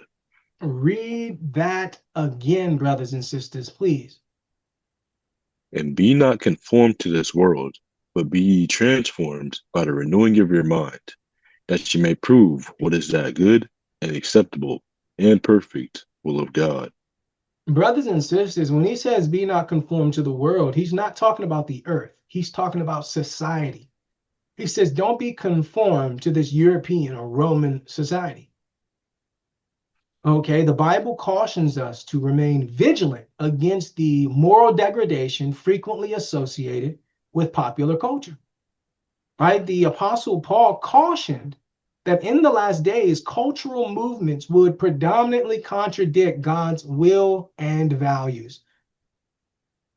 Look at what's popular. Look at what's trendy today. Okay, and remember, America is part of the Roman Empire. It was founded by 3 of the countries that are on Rome, that are controlled by Rome. France, Great Britain, and Spain. They were all part of the Roman Empire. They came together to what? They came together as a monolith to create America. Okay, the text emphasizes the necessity of adhering to biblical truth and resisting cultural influences that oppose God's word. Okay, we are reminded that genuine faith requires prioritizing God's standards over the messages of trendy culture. The Apostle Paul offers a serious prophecy that in the last days, societal trends and cultural shifts would increasingly conflict with God's moral standards. Okay, he warns us that the values endorsed by popular culture, particularly those concerning morality, would largely contradict biblical truths. See that? The internet exerts more influence over humanity today than at any other time in the history of civilization. Okay, the Bible foretold the emergence of the internet and advancing technology. And guess what, brothers and sisters? What we see today, the culture we see today, is what is a result of these prophecies. Okay, the Bible prophesied that the gospel would have to go through the 4 corners of the earth and then the end shall come. That's a prophecy of the internet. How could the gospel go through the 4 corners of the earth without the internet? It was a prophecy. God knew the internet was coming. Okay? And guess what? It has become simpler to manipulate public opinion through the widespread use of the internet and social media. Okay, the indoctrination is so strong because why? Used to be you only were indoctrinated at school, but now you're indoctrinated while laying in your bed, right? On social media. Okay, the internet has been utilized to indoctrinate a significant portion of society, a fact that is indisputable. The internet has caused more harm than good. And this is a contention that is easily substantiated. Okay, the individuals who developed social media platforms and artificial intelligence programs are predominantly atheists, a fact that cannot be denied. Okay, upon examining most of the billionaires in the tech sector, in the tech industry, it is evident that they are atheists. Those who created artificial intelligence often express a desire to play God, and they will openly confess this. Many overlook the fact that Sam Altman, the CEO of ChatGPT, has admitted to being a Jewish atheist. So what are your spiritual views? I'm Jewish, and I would say I have like a fairly traditional view of the world that way. So you're religious, you believe in God? I'm not like a literal, I'm not like a literalist on the Bible, but I'm not someone who says like I'm culturally Jewish. Like if you ask me, I would just say I'm Jewish. But do you believe in God? Like, do you believe that there is a force larger than people, that created the earth, set down a specific order for living, that there's an absolute morality attached that comes from that God? I think probably like most other people, I'm somewhat confused on this, but I believe there is something bigger going on than, can be explained by physics, yes. So you think the earth and the people were created by something? It wasn't just like a spontaneous accident? Would I say that? It does not feel like a spontaneous accident, yeah. I don't think I have the answer. I don't think I know like exactly what happened, but I think there is a mystery beyond my comprehension here going on. Have you ever felt communication from that force? Or from any force beyond people, beyond the material? No, not really. I ask because it seems like the technology that you're creating or shepherding into existence will have more power than people. On this current trajectory, I mean, that will happen. Who knows what will actually happen, but like the graph suggests it. And so that would give you, more power than any living person. So I'm just wondering how you see that. I used to worry about something like that much more. I think what will happen, I used to worry a lot about the concentration of power in one or a handful of people or companies because of AI. Yeah. What it looks like to me now, and again, this may evolve again over time, is that it'll be a huge up-leveling of people where everybody will be a lot more powerful, or everybody that embraces the technology will be a lot more powerful. But that's actually okay. That scares me much less than a small number of people getting a ton more power. If the kind of like ability of each of us just goes up a lot because we're using this technology and we're able to be more productive and more creative or discover new science, and it's a pretty broadly distributed thing, like billions of people are using it, that I can wrap my head around. That feels okay. So you don't think this will result in a radical concentration in power? It looks like not, but again, the trajectory could shift again and we'd have to adapt. I used to be very worried about that, and I think the kind of conception a lot of us in the field had about how this might go could have led to a world like that. The individual who oversees the most widely used artificial intelligence application is an atheist. And this is a fact that cannot be disputed, brothers and sisters.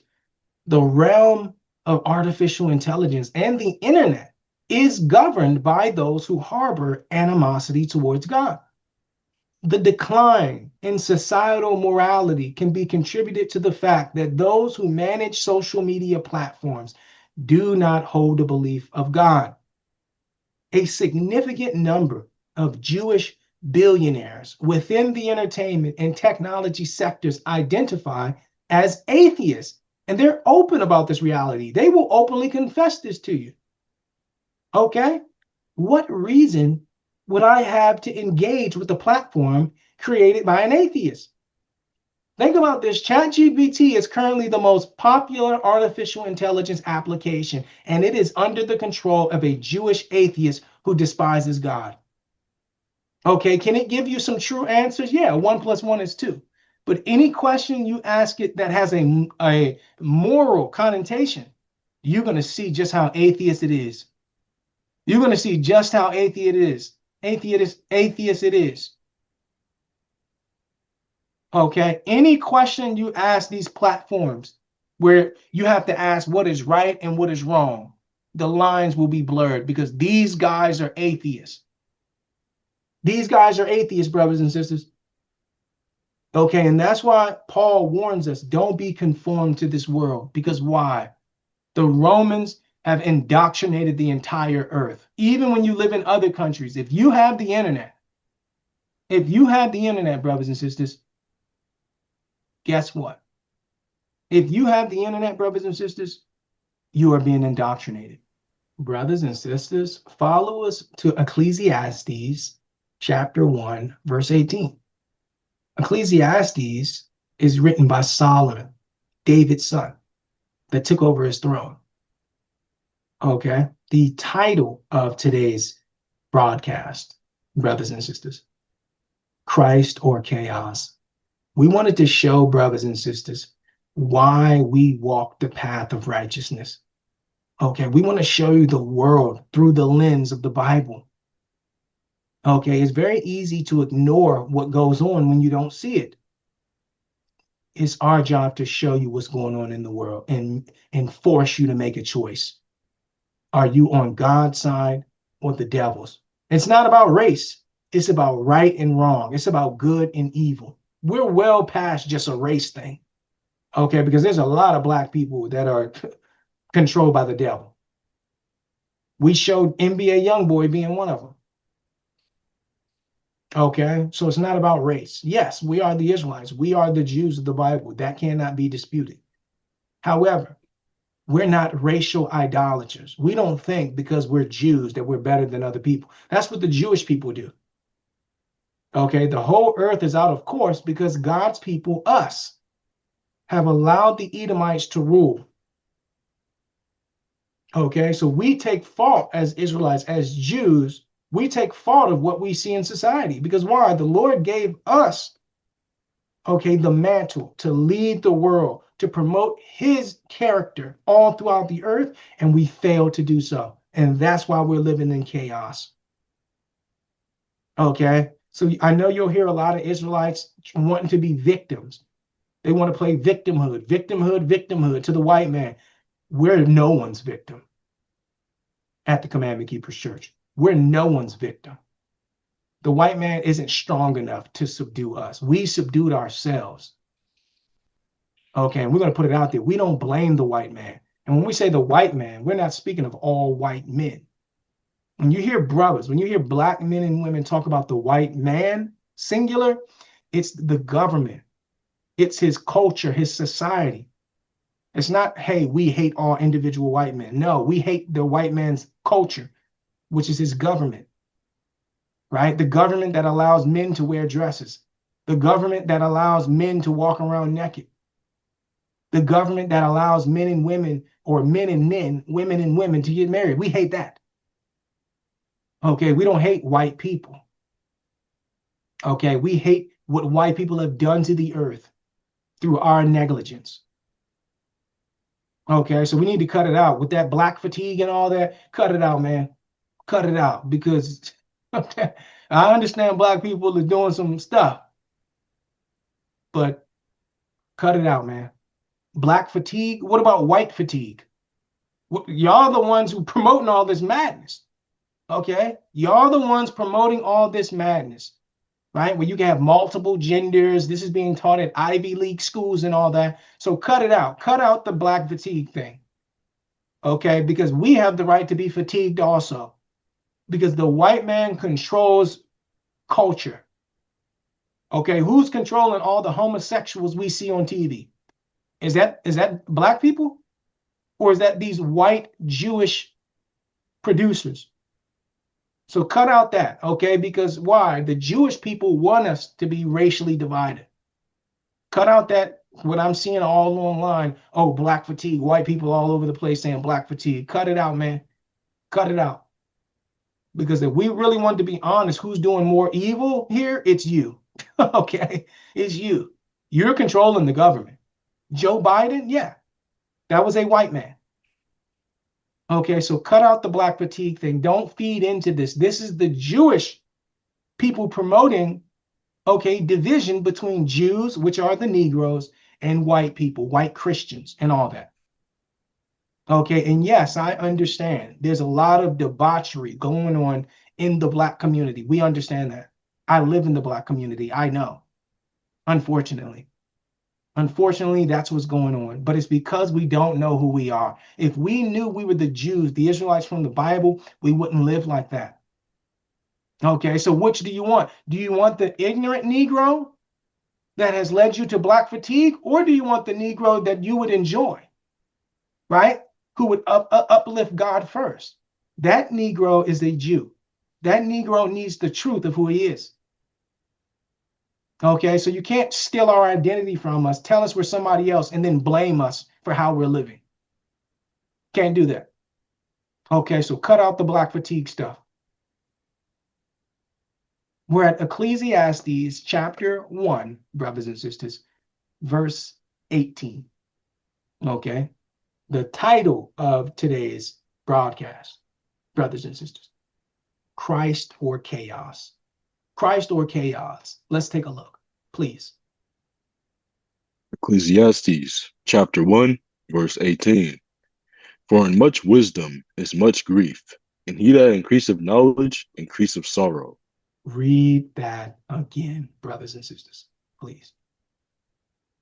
For in much wisdom is much grief, and he that increaseth knowledge increaseth sorrow. The Bible informs us, brothers and sisters, that the more truth we acquire regarding the events occurring in the world, the greater the grief it induces. See that when you actually learn about what's going on in the world, it should make you angry. It should make you sad. Okay, most people remain unaware of the true workings of society, a fact that the Bible cautions us about. See that? For much wisdom is much grief. The more you learn about what's going on, the sadness sets in. The depression of what we're seeing sets in. The truth, the reality sets in. Okay, according to the scriptures, the majority of people are oblivious to the genuine state of the world. And this is an indisputable reality. Okay, the Bible instructs us that we must cultivate courage if we wish to contend with what? If we wish to contend with Satan, we must be willing to comprehend what is truly transpiring in the world. Open your eyes, brothers and sisters. Don't be afraid. Many people don't want to believe this truth because if they believed it, they would have to do something about it. Many people fear the truth. Many people ignore the truth because they don't know what to do.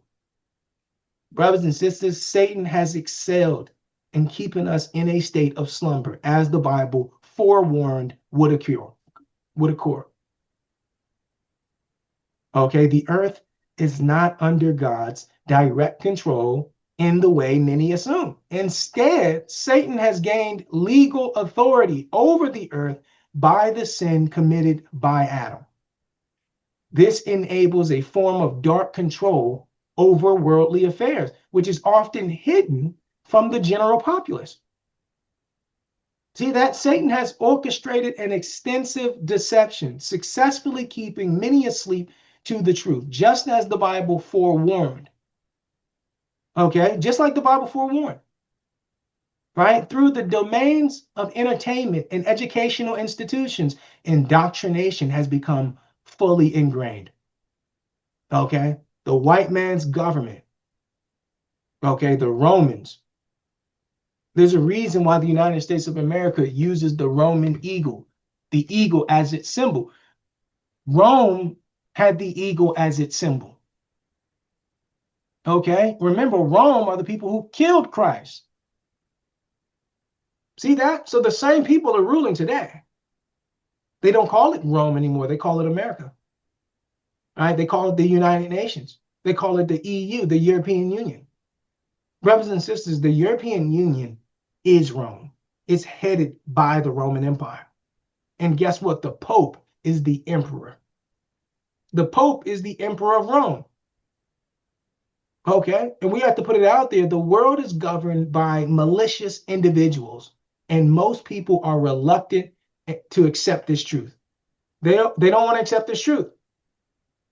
Right? The earth is not under God's dominion. Rather, Satan possesses legal authority over it due to Adam's sin. Okay, those who are in control of society are people who have no desire for salvation. And that's a fact that's irrefutable. Many people overlook the reality that President Trump has acknowledged his disbelief in his own salvation, and he's not making any efforts towards it. Remember, President Trump openly confessed that he does not believe he will go to heaven, nor is he making an effort to do so. A couple weeks ago, you were doing an interview and you talked about how you hope to end the war in Ukraine because it might help you get into heaven. How does this help? Does this help? I mean, you know, I'm being a little cute. I don't think there's anything going to get me in heaven. Okay, I really don't. I think I'm not maybe heaven bound.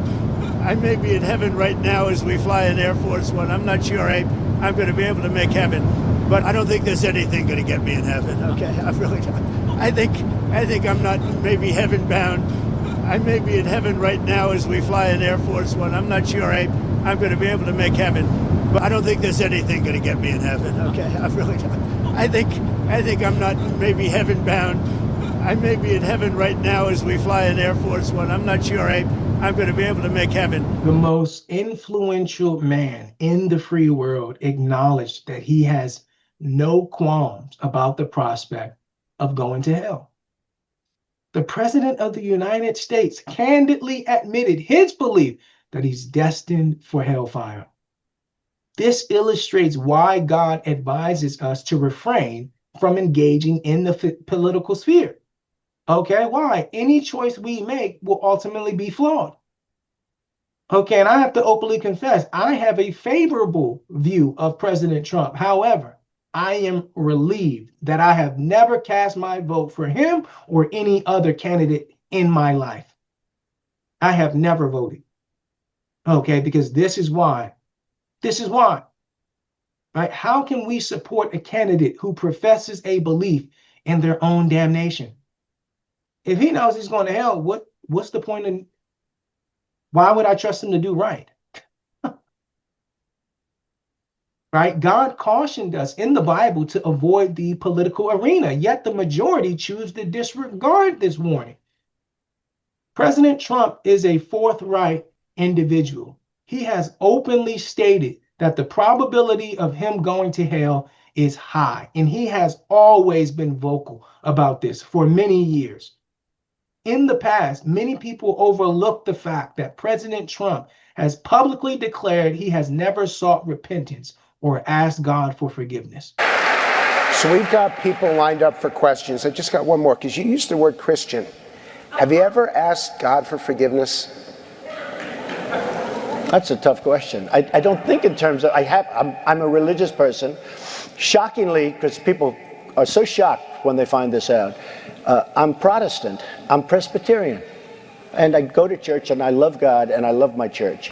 And Norman Vincent Peale, the great Norman Vincent Peale was my pastor.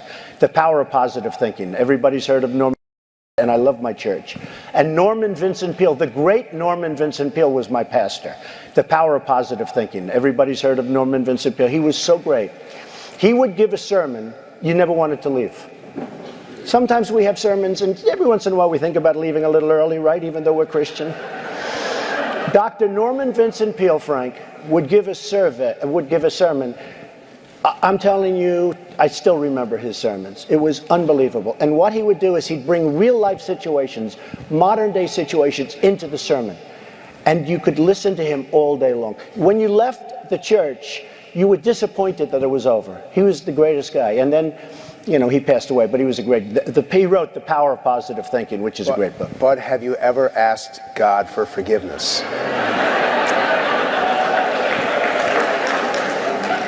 I'm not sure I have. I just go and try and do a better job from there. I don't think so. I think if I do something wrong, I think I just try and make it right. Regardless of your choice in the election, the outcome will be incorrect. Okay? It is an undeniable fact that both candidates are under the influence of Satan. See that? You get two bad choices.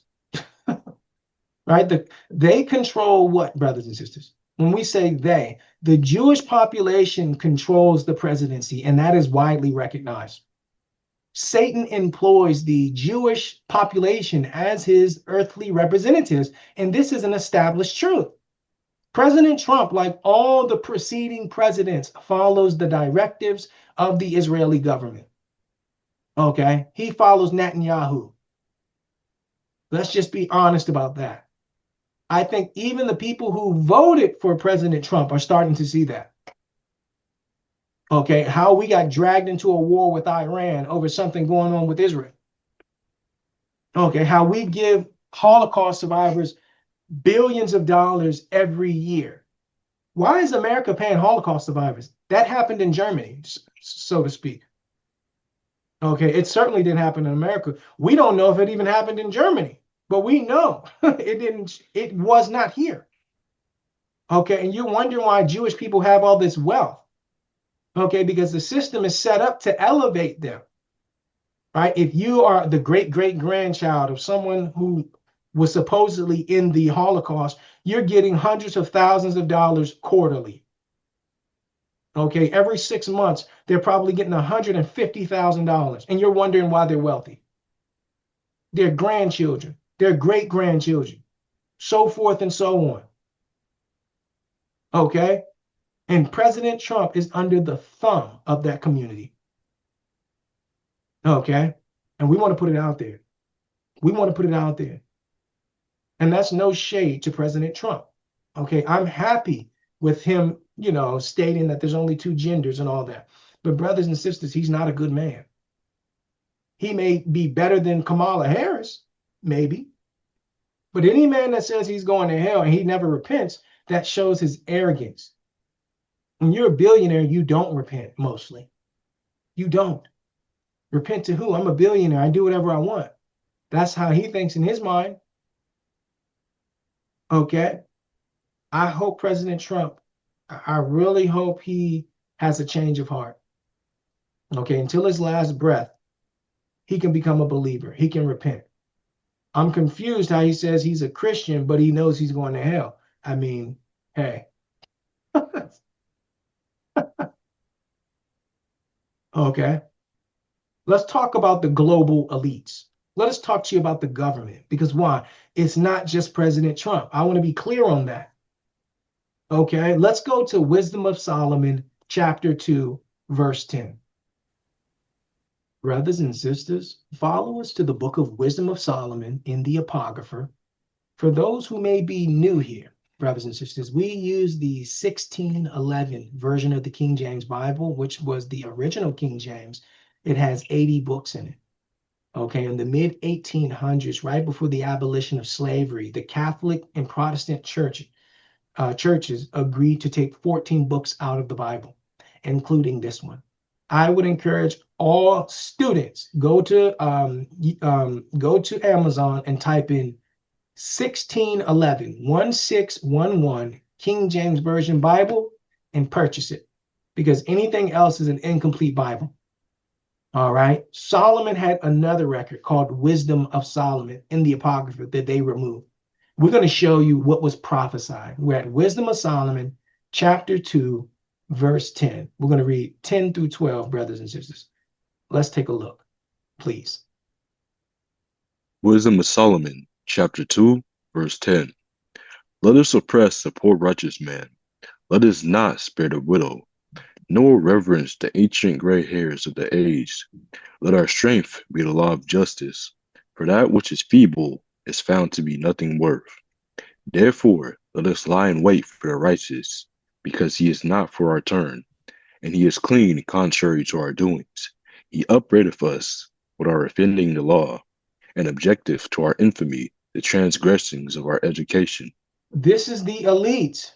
Okay, when you examine these passages, the word of God reveals the thoughts of Satan's servants. All right, read that one more time, verse 10, brother, please.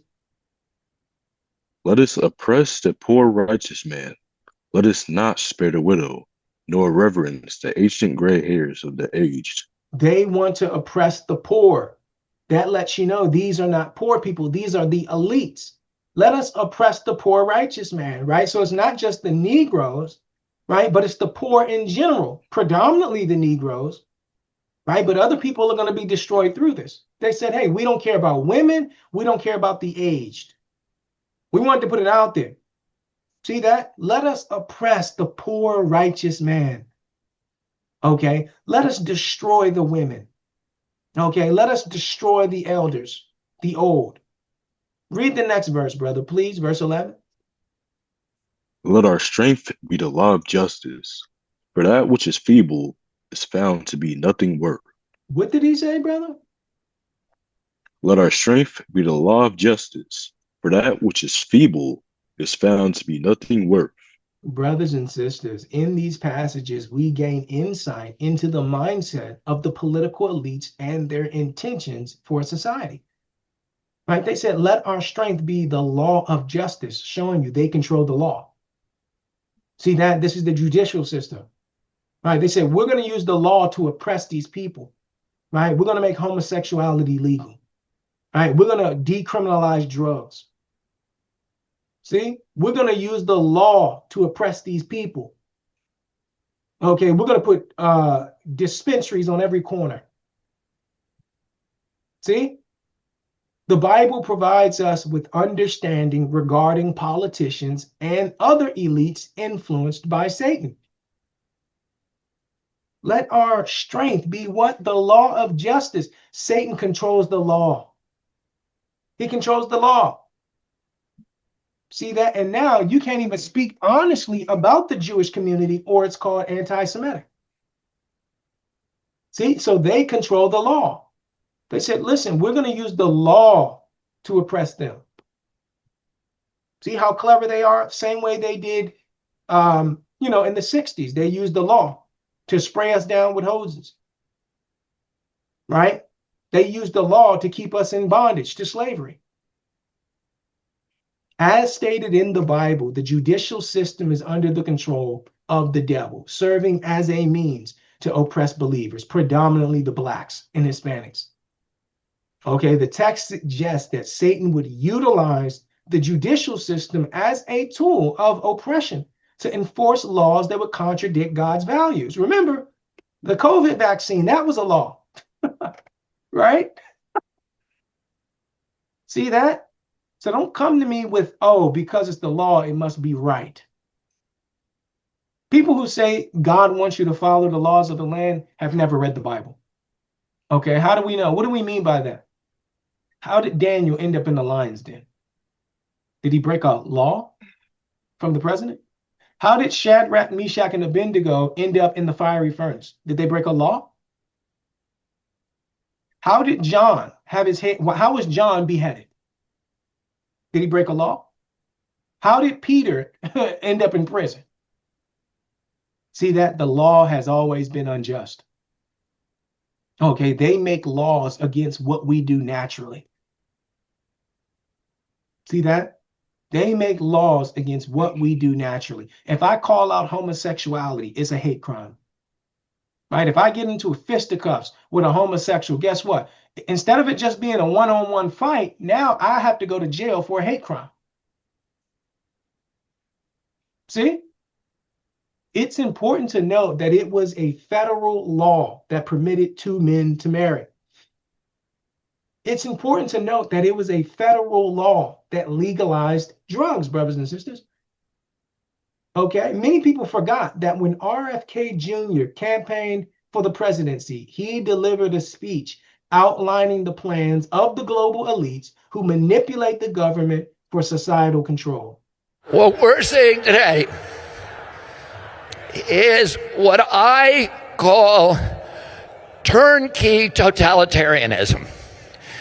They are putting in place all of these technological mechanisms for control we've never seen before. It's been the ambition of every totalitarian state from the beginning of mankind to control every aspect of behavior, of conduct, of thought, and to obliterate dissent. None of them have been able to do it. They didn't have the technological capacity. Today, the mechanisms are being put in place that will make it so none of us can run and none of us can hide. Within 5 years, we're going to see 415,000 low-orbit satellites. Bill Gates says his 65,000 satellites alone will be able to look at every square inch of the planet 24 hours a day. Digital currency that will allow them to punish us from a distance and cut off our food supply. Every right that you have is transformed into a privilege contingent upon your obedience to arbitrary government dictates. It will make you a slave. And what do we do about this? What do? We resist. I'm going to tell you 3 rules you all need to know and memorize. Number 1, every power that government takes from us, it will never relinquish voluntarily.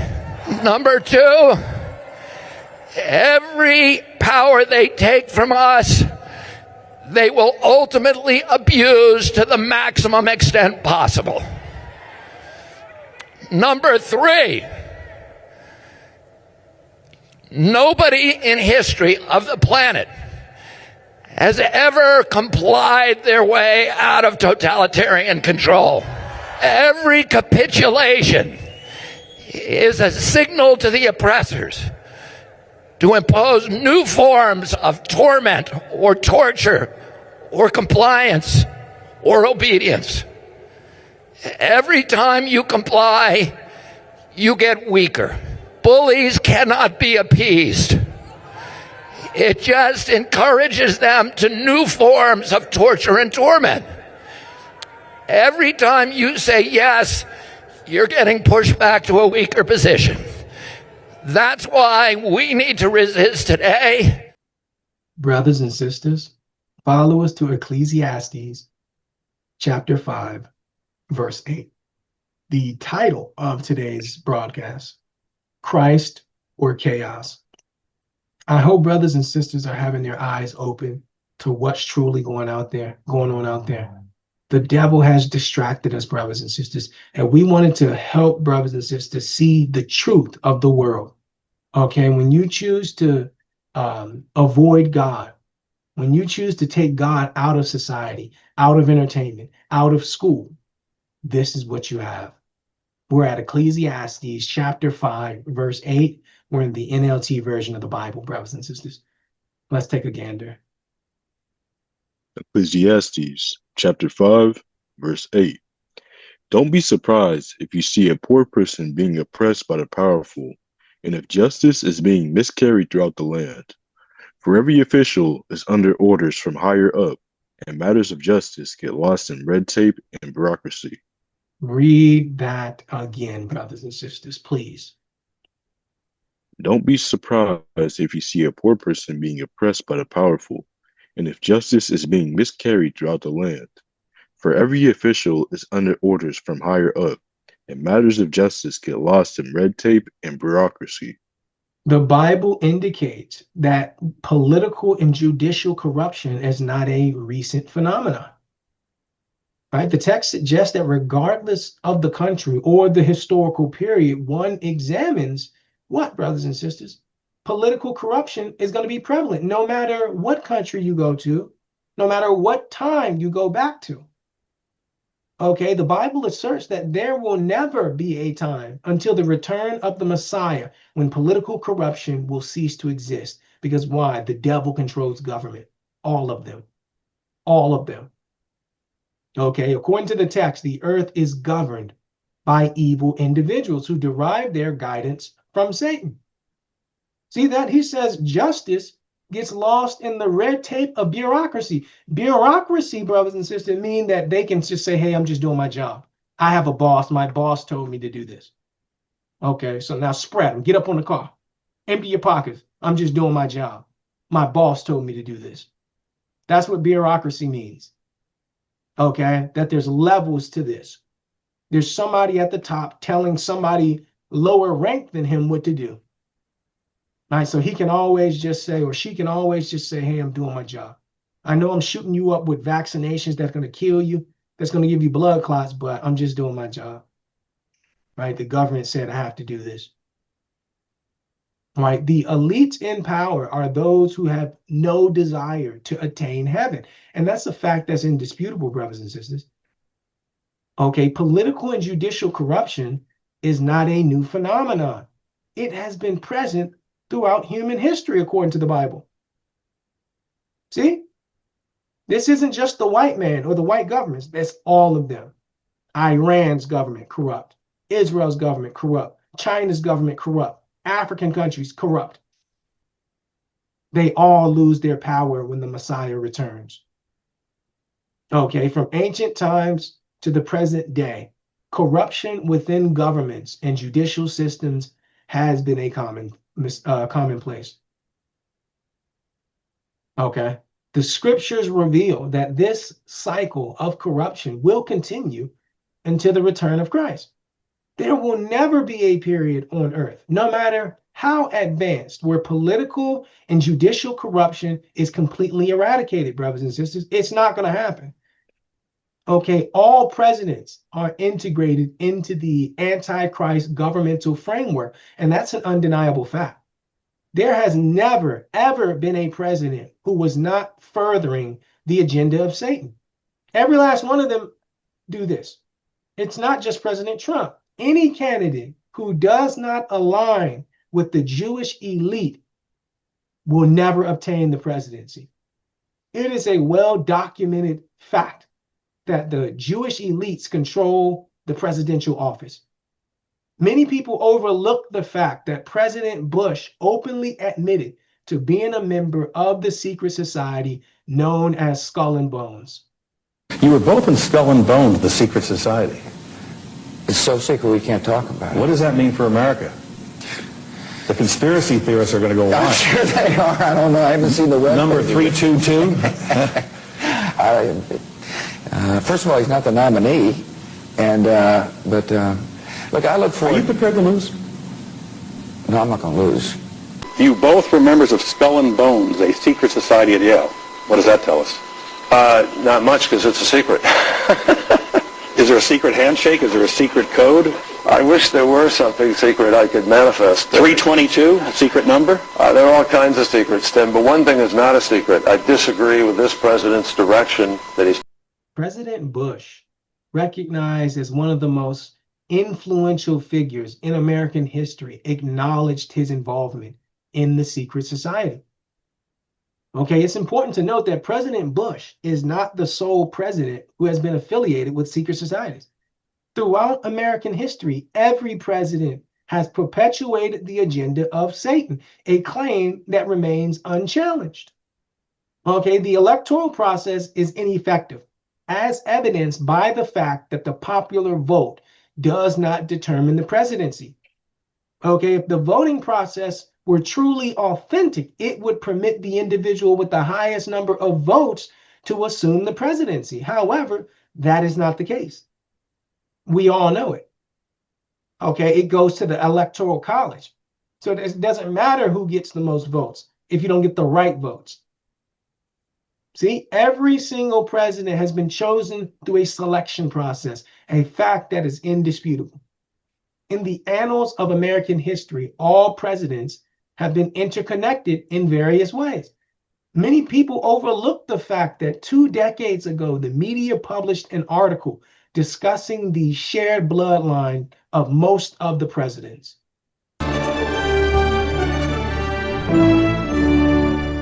Now that we know Vice President Dick Cheney and Senator Barack Obama are distant cousins, the New York Post decided to check into the genealogy of President Bush, and his family tree has people talking. Early Show national correspondent Tracy Smith has the story of George W. Bush's many relations. My honor to bring to you the 41st president, a great dad, George H.W. Bush. We all know his father, but what about his cousins? Check out this family tree, done with research by Ancestry.com. What would you say if I told you he's related to all of those people? You're wrong. Oh, no, I'm not. Let me take you through this, branch by branch. The 101st Airborne Division, air assault. Vice President Dick Cheney, the man who's only a heartbeat away from the presidency, is actually a blood relation. He's President Bush's 9th cousin once removed. Cheney's cousin Barack Obama is also Bush's 11th cousin and the 9th cousin of Brad Pitt. But we're only just getting started. President Lincoln was President Bush's 7th cousin 5 times removed, and Bush shared more than just a ballot with John Kerry. That's right, they're 9th cousins twice removed. Really? What do you think of that? Yeah, they have the same chin. There's also royalty in the Bush bloodline. Princess Diana was Bush's 11th cousin twice removed. And then there's this bombshell. Happy birthday, Mr. Mr. President. Sure, she may have been singing to JFK, but what about GWB? He is, after all, her ninth cousin, 3 times removed. Oh, maybe it's the eyebrows. I think the They have eyebrows. the same eyebrows. He's also related to Playboy founder Hugh Hefner, even Pocahontas, and Vlad the Impaler. Trace the family tree far enough, and you get Madonna, Celine Dion, and Tom On Hanks. the School Watch tonight, the story of a 7th grader from Salinas who claims to have made a major discovery about President Obama. She and her grandfather say that President Obama is related to all but one U.S. president. We get more tonight from Action News reporter Felix Cortez, who's live in our Salinas newsroom. Well, Dan, the youngster spent the summer, really all summer, tracing the family tree of our presidents. Her conclusion that all the presidents, with the exception of one, share the same grandfather. Well, first we start off with George Washington at the top, and then it goes to John Adams, Thomas Jefferson. 11-year-old Bridget Davignon says she's made a first-of-its-kind discovery that President Obama and all the presidents before him, with the exception of one, are related and descendants of a former king of England. No, they are all cousins, I and they're grandsons of John Lackland.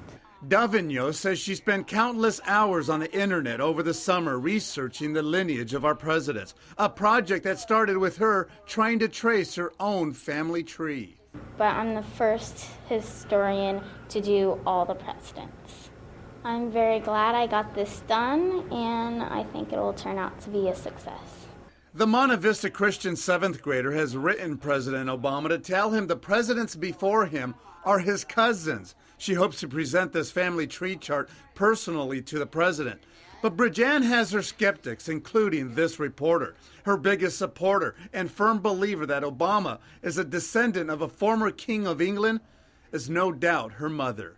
If you have a child, and they have a child, and they have a child, and they have a child, and they have a child, Like names change. all she's saying is this guy is the great, 25th, 27th, depending on what line it is. He created all this family. So do I believe it? Yes. It's hard, but it's true. Brothers and sisters, do you think it's a coincidence that all the presidents are linked, okay, have the same bloodline, whether they're 6th cousins, 7th cousins, so forth and so on? Here it is, we thought, right, that the presidency was what? It was truthful. It was genuine. Okay, there's no such thing as a coincidence for all of these presidents, including George Bush, to be cousins with Barack Obama. Brothers and sisters, they knew this. They knew this. Okay, it's the same family that's been running the United States the entire time. Okay, there's no such thing as a good president. It doesn't exist. Okay, if you were a good president, you wouldn't be the president. They would not allow it. Satan would not allow a good, godly president. And that's a fact that cannot be disputed. They're all antichrist. You think it was a coincidence? Okay, that one of the biggest news conglomerates openly confessed that George Bush is family members with Barack Obama and all of the other presidents.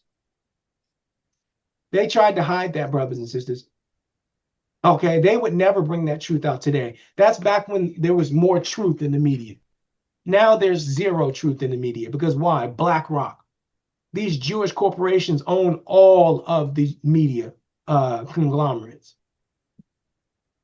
Okay, the title of today's broadcast, brothers and sisters, Christ or chaos. Christ or chaos, brothers and sisters. We wanted to open the eyes of the brothers and sisters who are straddling the fence. Okay, when you reject God, you embrace what you saw today.